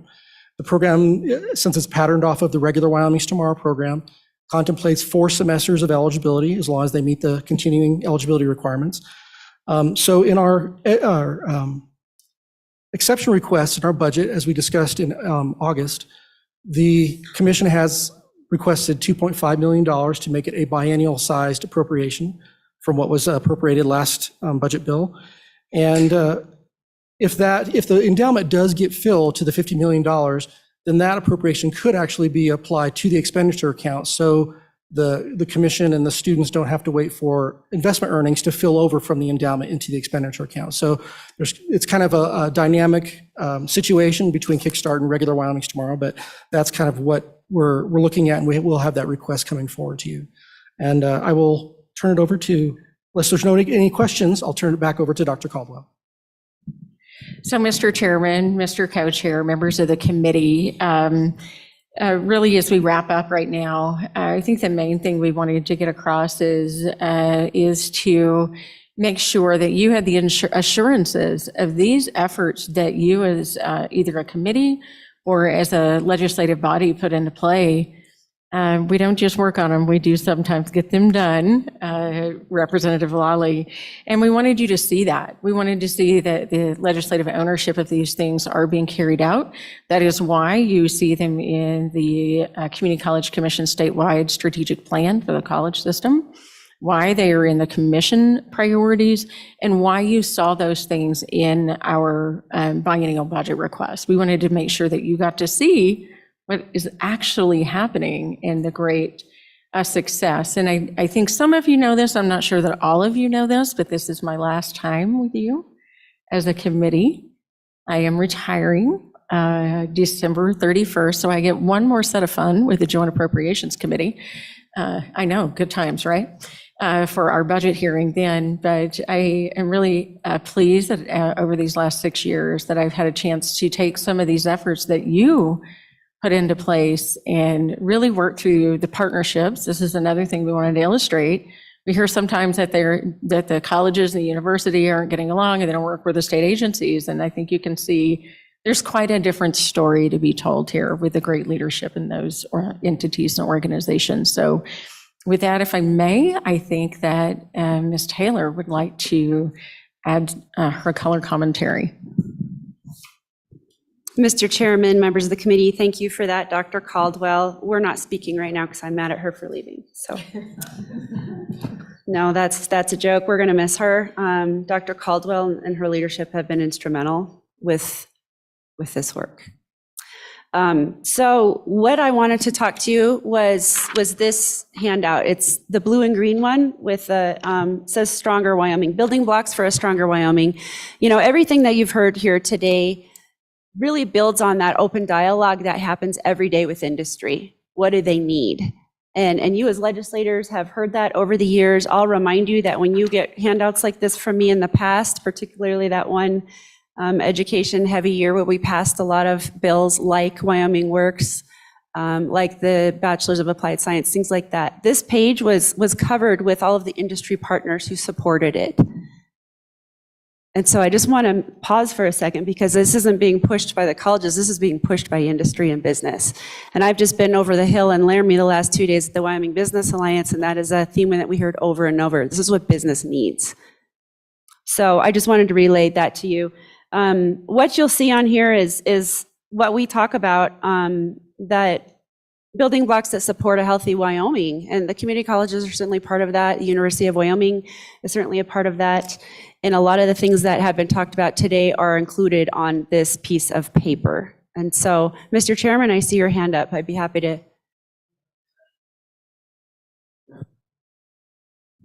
Yeah, thank you, Mr. Chairman. Could you send the sheet that you did on Wyoming Works and Wyoming's Tomorrow, that sheet that was very helpful in understanding how those two related to the committee? I can do that, Mr. Chairman. Representative Obermueller asked about a WACD handout that we created last year that showed Wyoming Works, Wyoming's Tomorrow, how do they overlap? Yeah. We have that. It's on our website, but I'll make sure that the committee gets it. Thank you. Yep, I know that some of our trustees, in fact, used that very recently to have those conversations. So if you do have questions like that, our website does have several one-pagers, and we'll have more leading up to the session. So we're here to try and be helpful. So, Mr. Chairman, I won't go through all of these. I just wanted to help you recognize that the building blocks consist of those that support economic and business development. That's where you do see the colleges who have consistently supported the Wyoming Innovation Partnership and the good work that's happening there. The Wyoming Investment in Nursing Program, Workforce Coordination Program, staff person at the commission, cultivating statewide student opportunities. You just heard all of that from Dr. Caldwell. With the Wyoming's Tomorrow Scholarship, the work that WYO Transfer is doing and how important that is. I made notes on that for my kid, that he might be able to utilize some of that. Of course, we always mention capital construction. This is the smallest capital construction ask from the community colleges since I've been doing this work, but it's still very important. So please ask the questions. We're happy to provide you more details on what that consists. And then, of course, at the base of everything is healthy institutions. And so the dollars that go towards the institutions to do this work, we've all heard about inflation. I've already talked about that before in front of this committee. Some of the technology needs, we've already talked about SLEDs, et cetera. And then an idea that I have heard from many legislators is what kind of opportunities could we provide to the colleges, given that there might be some opportunity and flexibility from what we heard in October with the Craig report, and that might be matching dollars to the community colleges, to the foundations. Give them some criteria on what they could use those dollars. I guarantee that all 8 institutions will say, we have ideas. And so that would be a really nice opportunity that is afforded to other institutions. One over the hill I can think about, but would be very appreciated. And so I'd ask you to consider that. I've already have some folks working on looking to see what that could look like as a proposal for you. So, Mr. Chairman, that's all I have for you. I'm a resource for you. So you all know how to get a hold of me. Please reach out. The trustees across your state and in your districts are happy to help as well, and would love to meet with you and sit down and walk through this more with you at your leisure. So thank you for having us today. Thank you all very much. And Dr. Caldwell, it's been a pleasure working with you over the years. And we understand your next endeavor in life is fairly different from what you've been doing here. So we wish you well in that. And I'd just like to echo those thoughts and publicly say thank you for all you've done to make community colleges and the Wyoming Community College Commission as good as it is. Thank you. Thank you very much. That means a lot to me, so thank you. Okay. Next, we've got the Wyoming Innovation Partnership. You've been sort of propagandized for already, so you got a head start. So.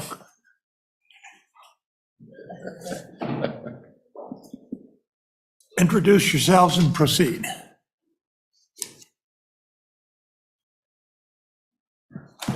Thank you, Mr. Chairman, Mr. Co-Chairman, members of the committee. Give me 1 second. I'm going to get my Zoom hooked up.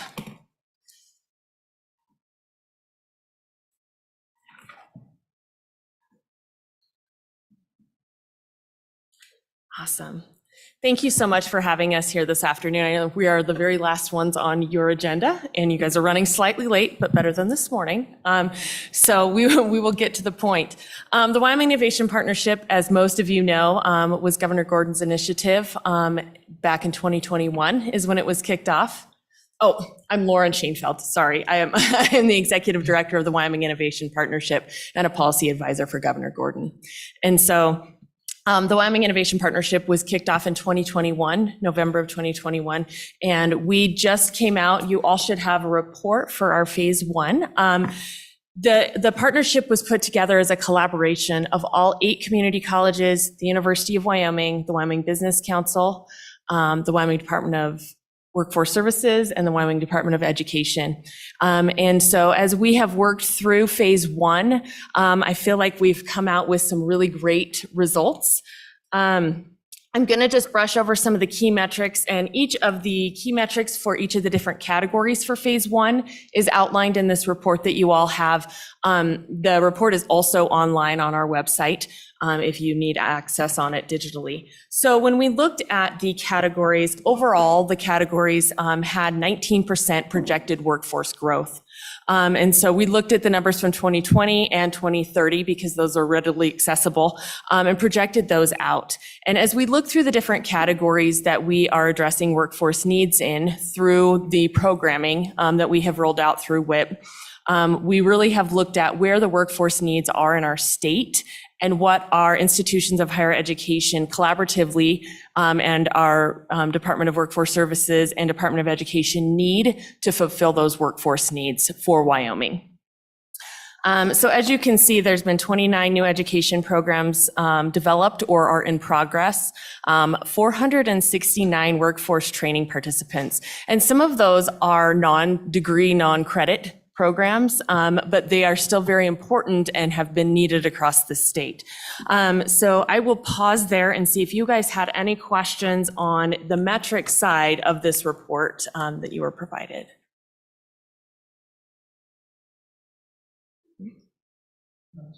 Okay. Thank you, Mr. Chairman.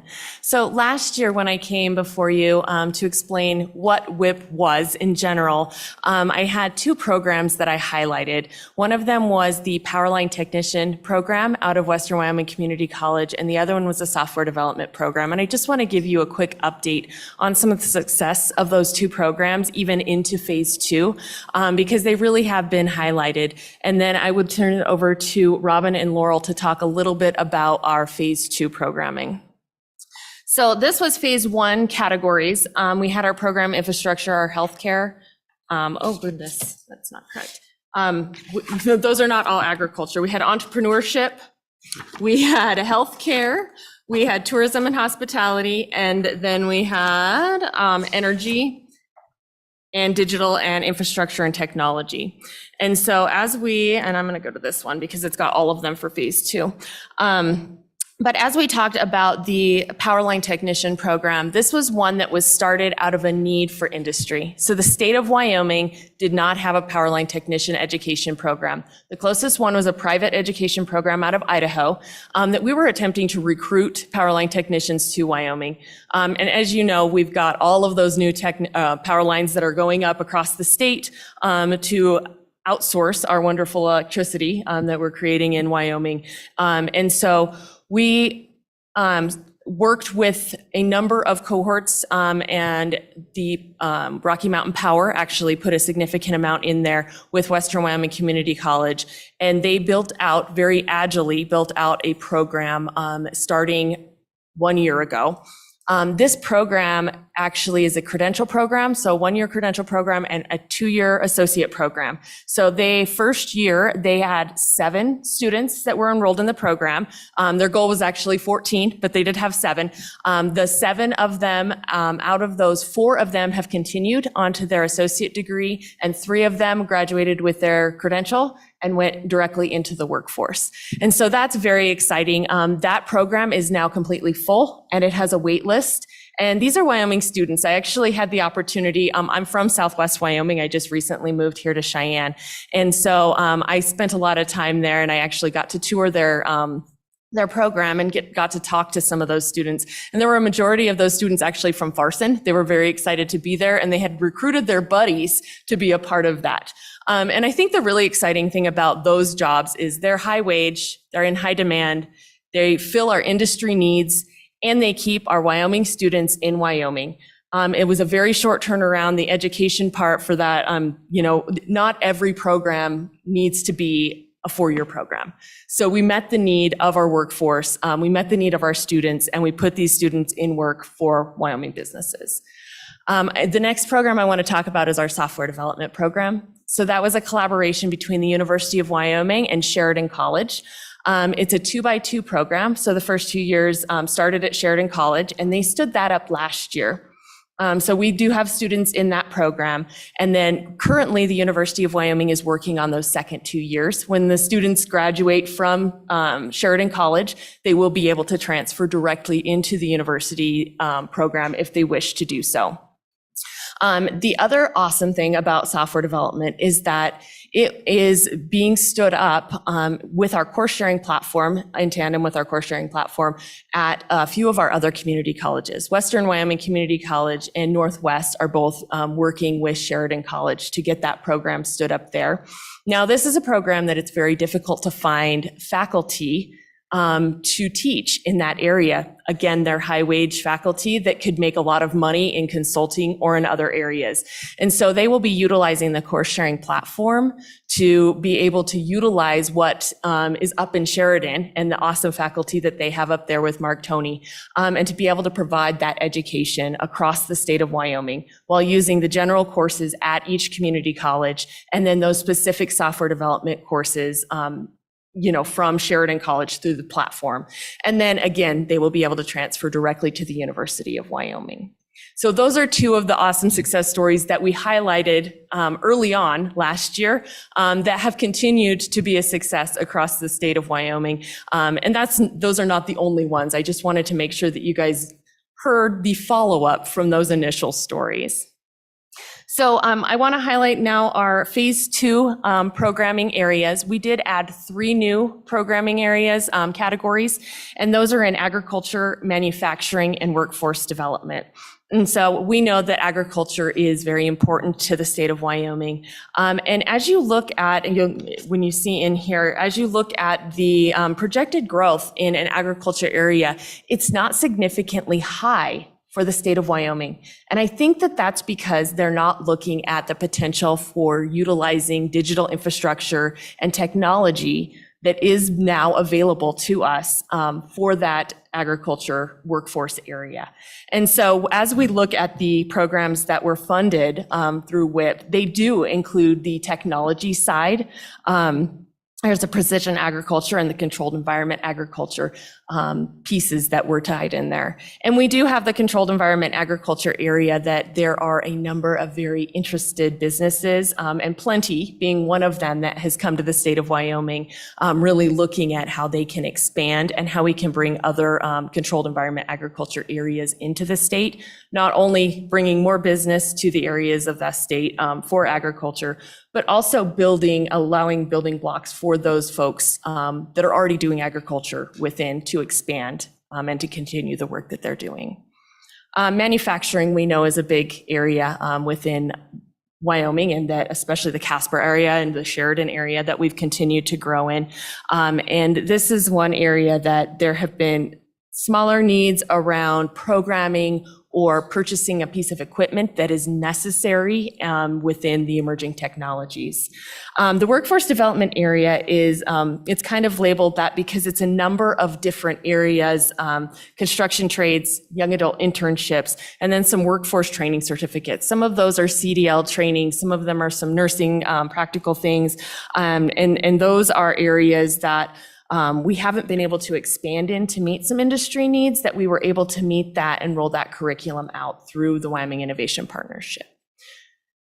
So I think that is everything that I have for my presentation. Do you have any questions for me before I turn it over for Robin and Laurel to talk about some exciting things that are coming up in phase 2? Thank you, Mr. Chairman. I'm looking on the website. I was just curious what your budget is and where is your budget housed within the biennial budget, and how much is spent, per graduate. Where are your financial reports? Where could we find that data? So the budget, it's 27.5 million per year for the first 2 years. So the intent of the Wyoming Innovation Partnership is that it's one-time funding. We do have a budget request. It's set up in 3 phases. So that was phase 1 and phase 2. And the budget request is 30 million for the next biennium, and then that will close out the end of the partnership. So it would be 20 million in the first year and 10 million in the second year. And the goal of those funds for the third phase is really to finish rolling out what has started, and for the colleges to be able to really find that to be sustainable, to continue to bring in the industry support to these programs, and to get students enrolled and going in those programs. I do not have student per student data because we haven't gotten students up in all the programs because they're still being stood up. But as we look at the longer term metrics, we're actually going to be tracking, and we'll be tracking, you'll see that on our website, into the workforce and placement into jobs and things like that as well. So we're working with the University of Wyoming and their CBEA program to really look at those long-term metrics and how do we capture that in partnership with DWS, with SLED's programming and all of that. So it will all tie together. It's hard because some of those long-term metrics we're not able to capture them yet because we don't have students fully in those programs yet. Okay, thank you very much. Proceed. Thank you, Mr. Chairman. I'm Dr. Laurel Ballard from the Department of Education. Oh, thanks.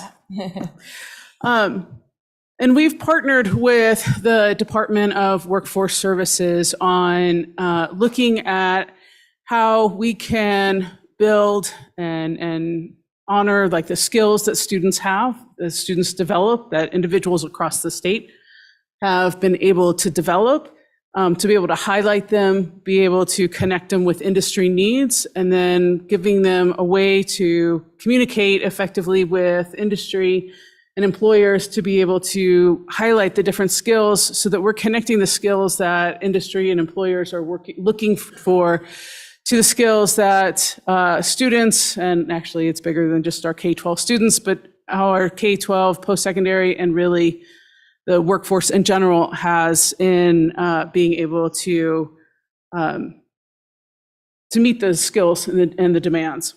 So we actually started this project. It actually does a couple things. It actually, besides doing that, it also connects and kind of puts into action some of the pieces that we saw from the Governor's Ride Initiative, from the State Board of Education's work on their profile of a graduate, as well as the state superintendent's strategic plan. And the idea behind it is, if we're looking at K-12, is to actually provide students the opportunity to demonstrate that they have learned the content standards, they can apply them in real world settings and ways that are relevant.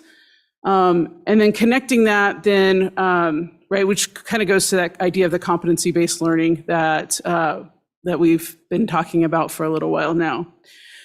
We also built it off of the success that we've had with the computer science micro-credentials that we did with teachers. It was, if you don't know what that is, I'll describe micro-credentials in just a second, but it's been extraordinarily successful. And we are starting to get a lot of teachers moving their way through both the elementary and the secondary pathways for that as an alternative pathway to endorsement for teachers, where teachers are basically demonstrating that they have the skills to be and are effective at teaching computer science. Wrong way. So just to kind of, I don't know, level set on what a micro-credential is, because this is what we're using to measure students' ability to, and their skills. So the idea of micro-credentials is that idea of small chunks of learning and being able to demonstrate that you have these small chunks of learning. And then you can kind of put them all together, right? So it could be that I can demonstrate I know how to program a device. I know how to, I understand how the device and my hardware, software that connects to it, how that works, and I understand how to troubleshoot, right, when something goes wrong, which gives me a good picture of what it looks like to understand computing systems in computer science. So I can measure at the individual skills and then pull them all together to show that we've got larger skills built in. So the idea is you have them that they're small, that we talk about them in terms of the fact that they're rigorous. So we've actually been finding that as we've been building these for the students, that they actually take our content standards one step further than what we're asking for in there. Most of our content standards are asking about knowledge, and we're asking them not just do you know it, but can you apply it and use it and connect it to things outside of the classroom. They're also skill-based, right? So like I just said, right? Like it's not knowledge. You actually have to demonstrate that you have the ability, or that you've demonstrated this competency in a specific skill. And it's not seat time, right? Like it's you accomplish it when you accomplish it, and it's not a one-time thing, it's a multi-time, right? So if I don't demonstrate it the first time, then I will get feedback, and I will get the opportunity to continue to demonstrate it until I've actually demonstrated the competencies. They're data rich, they connect evidence to the claims, so there's evidence behind. If I say that I have knowledge and skills in computing systems, there's data and evidence behind it to show it. The idea behind them is that they're personalized, so it helps students engage in self-directed learning. So it's not that we all do the same project to demonstrate learning. The ideas behind them is really that we kind of engage with the content in areas that are of interest to yourself. We're working on making them credit-bearing. So we're working with high schools to look at how we can take these competency-based assessments and equate them to credit hours, as well as working with the colleges to look at how we can potentially be looking at dual and concurrent enrollment associated with the micro-credentials that students earn. They're all trackable. You can see the documents, actually the return on investment in student learning. And there's relevance, right? We're integrating not just with their current learning, with what they see outside, with how it works outside the classroom as well. So it's just kind of an overview of the micro-credentials themselves. When we look at students, part of the project that we've been working on is to actually scale the work that we've been doing already through a grant I have with that I started with the Perkins Innovation and Modernization Grant that we started this work with. And we've actually identified a total of 23 micro-credentials for students to earn that would allow them to demonstrate that they have the full breadth of understanding of our content standards connected with computer science. We kind of have them in 6 different stacks that we take those smaller groups and put them together. So there's one on, if the kind of the pinky one is they show like computing systems, yellow is internets and the network, and it kind of goes through all the different domains of computer science. We also did what we would in our content standards are called computer science practices. So it's not the knowledge and skills, but it's kind of the things that we would like teachers to teach around this, right? So it's about like, how do you collaborate around computing? How do you communicate? How do you work? How do you think about in terms of like debugging computational artifacts and some of those things? When we talk to industry, these are actually the things that they say they really want, right? Like it's great that they have these other skills, but these CS practices, those are the kinds of things, and like a lot of them are softer skills that they really kind of connect with. So we have in the WIP Phase 2 project, we're giving students the opportunity to demonstrate this. We've been piloting it with one teacher in Green River for the last year. We had a ton of lessons learned. I'm glad I only piloted it with one teacher. And this year, we're starting to roll it out. We've got a second district, 2 teachers and you went to one that are looking in Evanston that are looking at implementing this. We are also, I will head out here later today to head up to Wind River in Fremont 6 to go to Wind River High School and work with one of their teachers to do this. And the work that we have done in the evaluation around this, we are finding, again, these are really, even the versions of these that weren't as good, students were finding them really valuable. And they're valuable because they're actually right? They're personalized. Kids get to work with the teacher, figure out a project, right? Maybe I'm doing a project on robotics, and kids can think about the different ways in which they can apply robotics. And then she works with them to connect it then to not just what's happening in our class, but how it connects to something outside, right? So the kids are working on robotics around agriculture, if you want to go back to Lauren's example, and looking at, how do I have like the sensors on the robot that tell me how far, how deep I want to put my seed into the soil, some of those kinds of things, right? And so, and then the kids talk about how that applies and can be used outside of their classroom. So that's kind of what the kids are doing. We're excited to continue to move this one forward. We've been working with industry partners. Part of our goal with this is not just to have it count as credit, but it actually becomes an opportunity to open doors for work-based learning experiences for our high school students, which when I talk to employers as well, when they're talking about wanting to hire somebody, they really want people not just that have skills, but that have those work-based learning experiences, because that tells them a lot about the student and that kind of thing. We're also building student employability skills, micro-credentials. And so we've got, these are draft kind of areas. We're still working with industry to figure out, with the industry partners, to figure out exactly what these really need to look like. But the way we're kind of settling on as of right now is that it's looking at, one, entrepreneurship, the ability then also with collaboration, self-direction, being able to continue to move yourself forward without always, right, having to be told what to do, having skills in critical thinking and information literacy. And then the work habits, we also added in, right, that actually comes directly out of the profile of a graduate and the competencies that the state board have defined as a part of that. And so that's what that's kind of capturing in there. So we are in the process of getting this one up and running, and we will actually build these in partnership with industry so that when we're done, it's something that they will value, not something I give to them and say, please value, because that doesn't ever work. And so this is kind of our next steps in what I've been working on. I will say, just as a side piece too, we are building another set of micro-credentials, knowing that we have issues with hiring teachers. We, especially CTE teachers, we're building a new pathway for CTE teachers to earn their endorsement as well as a part of this project. So the idea then is as we're doing this, right, we are giving the students, right, the opportunity to build skills and demonstrate what they've learned which will then turn into and be able to show it through the digital wallet, which I'm going to hand it to Director Cooley to take it from there.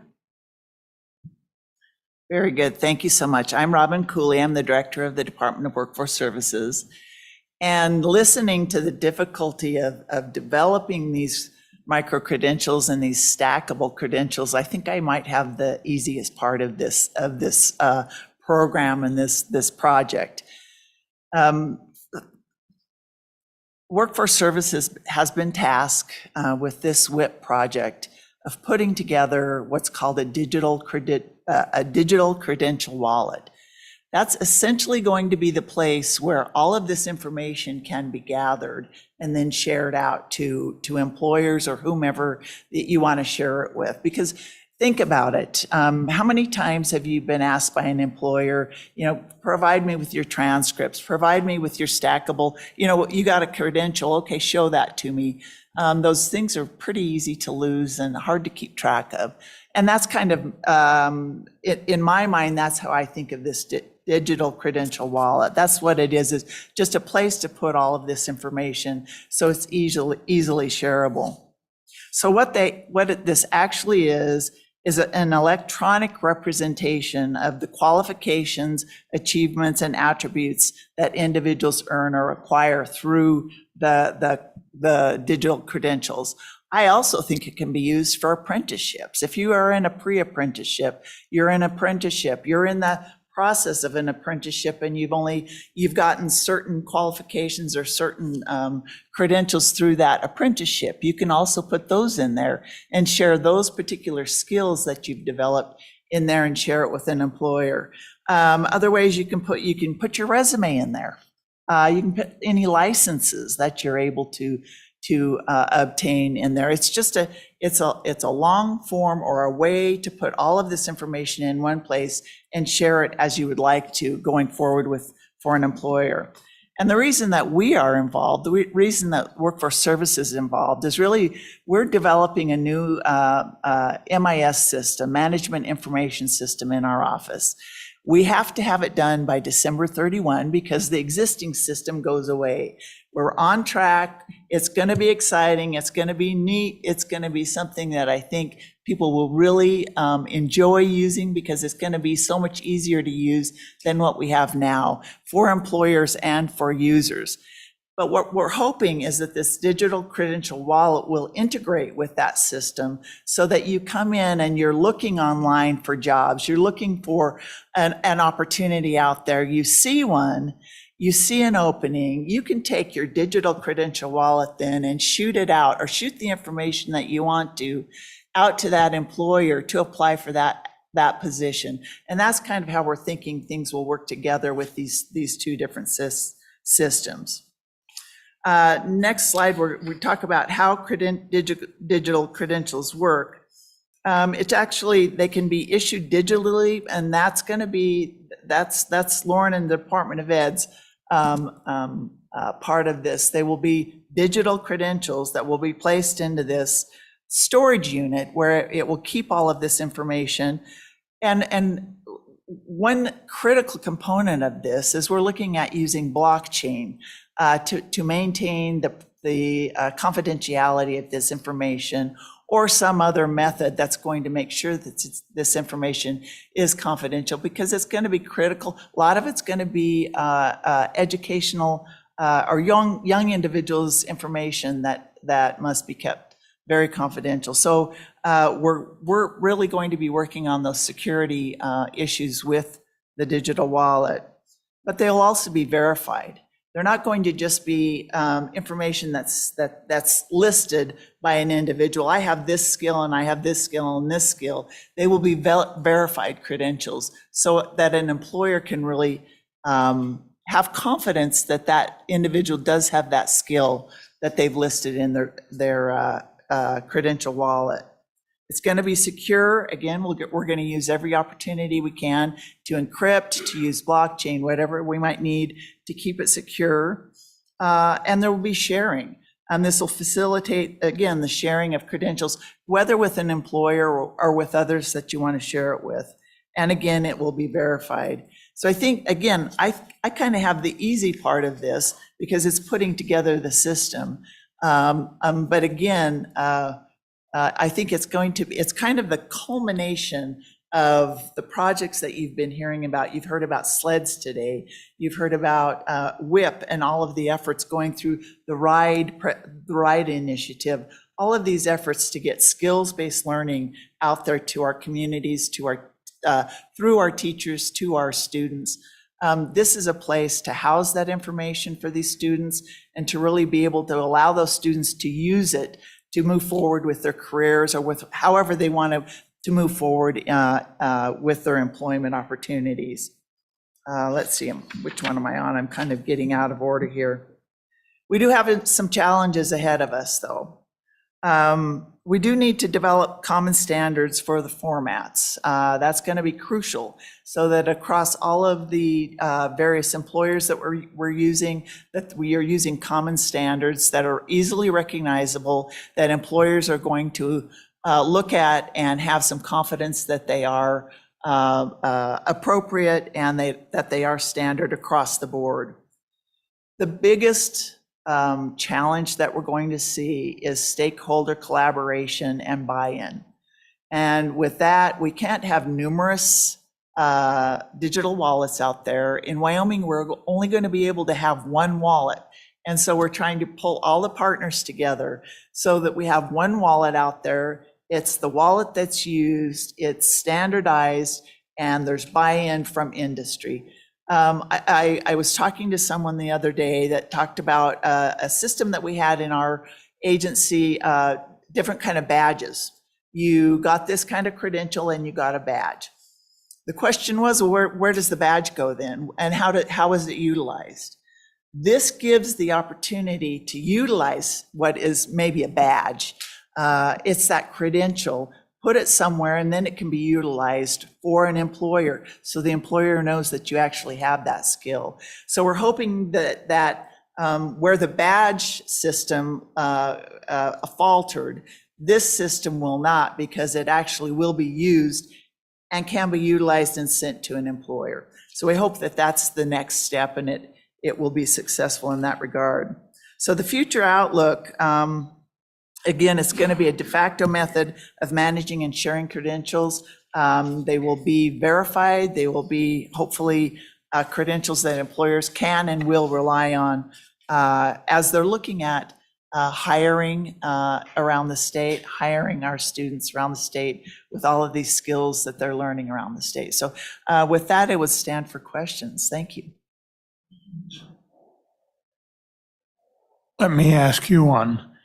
You talked about the confidentiality of information, and that can be very important. But also with this, you're talking about skills that people may want to advertise that they have.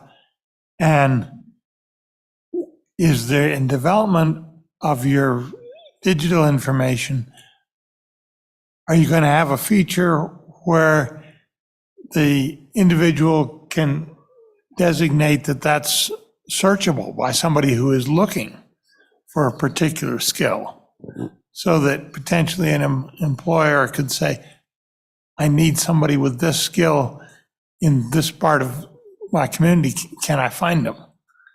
Is that a potential?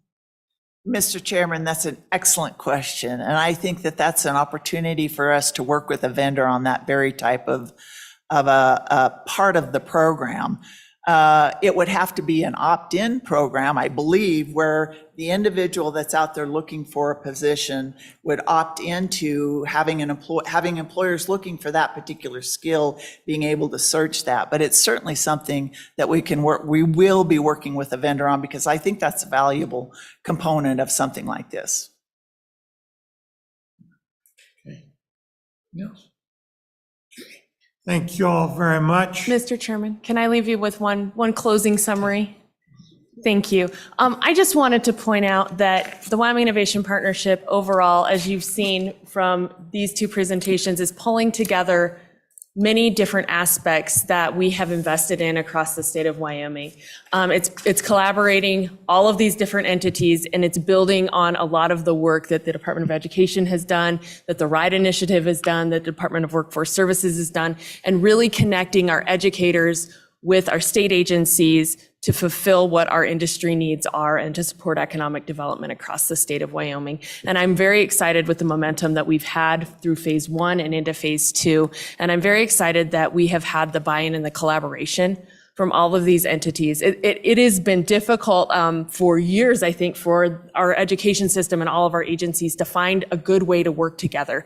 We're not designed that way, just how we've been set up. And so I think that kudos and thank you to all of the institutions of higher education, all of the agencies that have spent time and energy figuring out how we can best collaborate for the state of Wyoming to make the biggest impact. Thank you. At this point, I'm going to ask, is there any public testimony on what we've been hearing this afternoon? Go ahead. I think we do have somebody.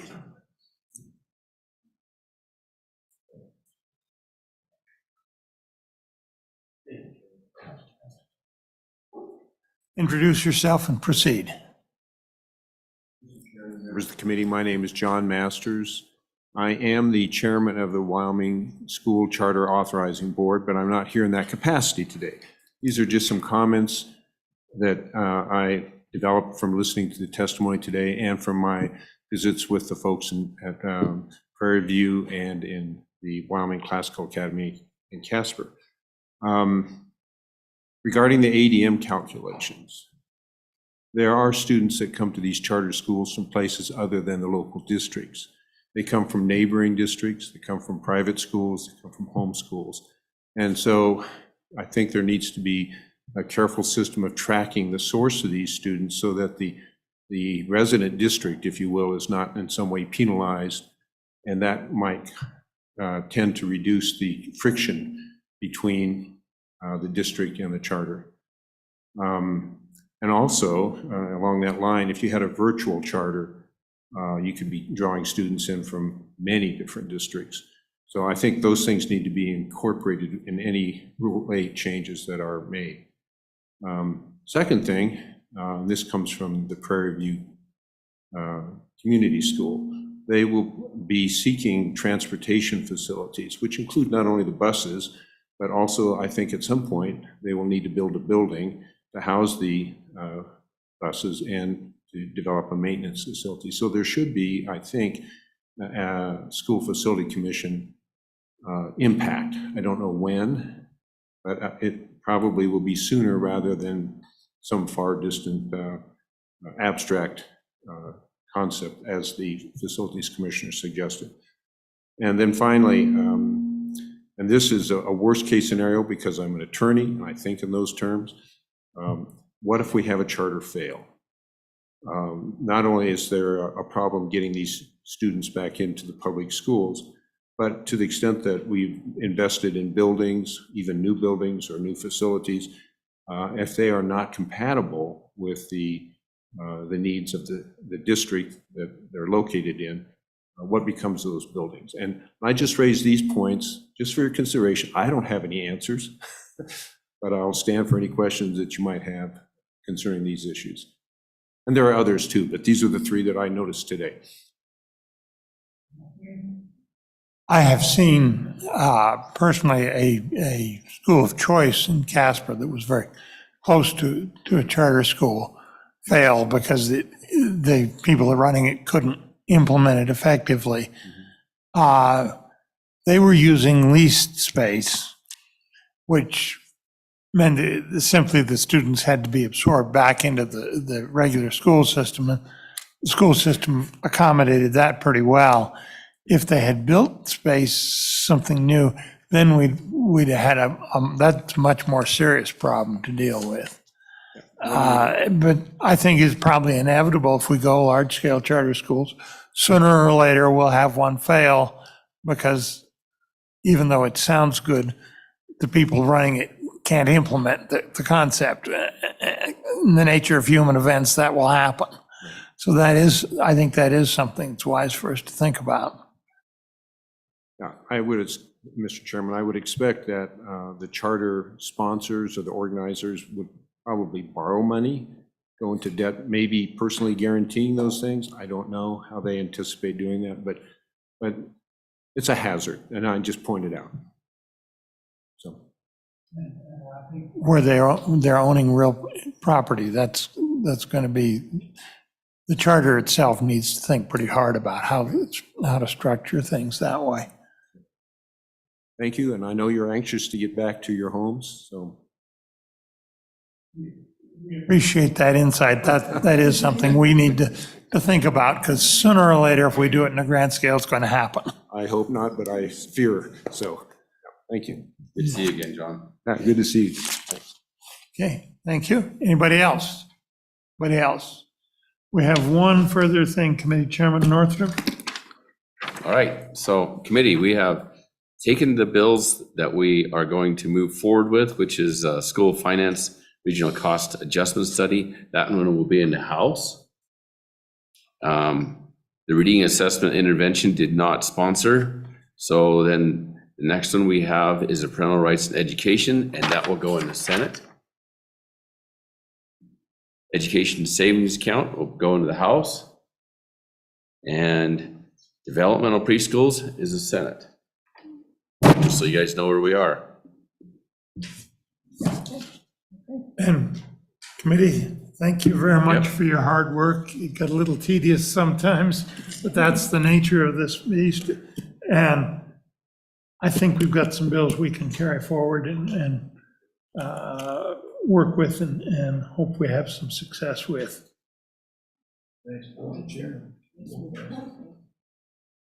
Good committee, thank you. We're adjourned.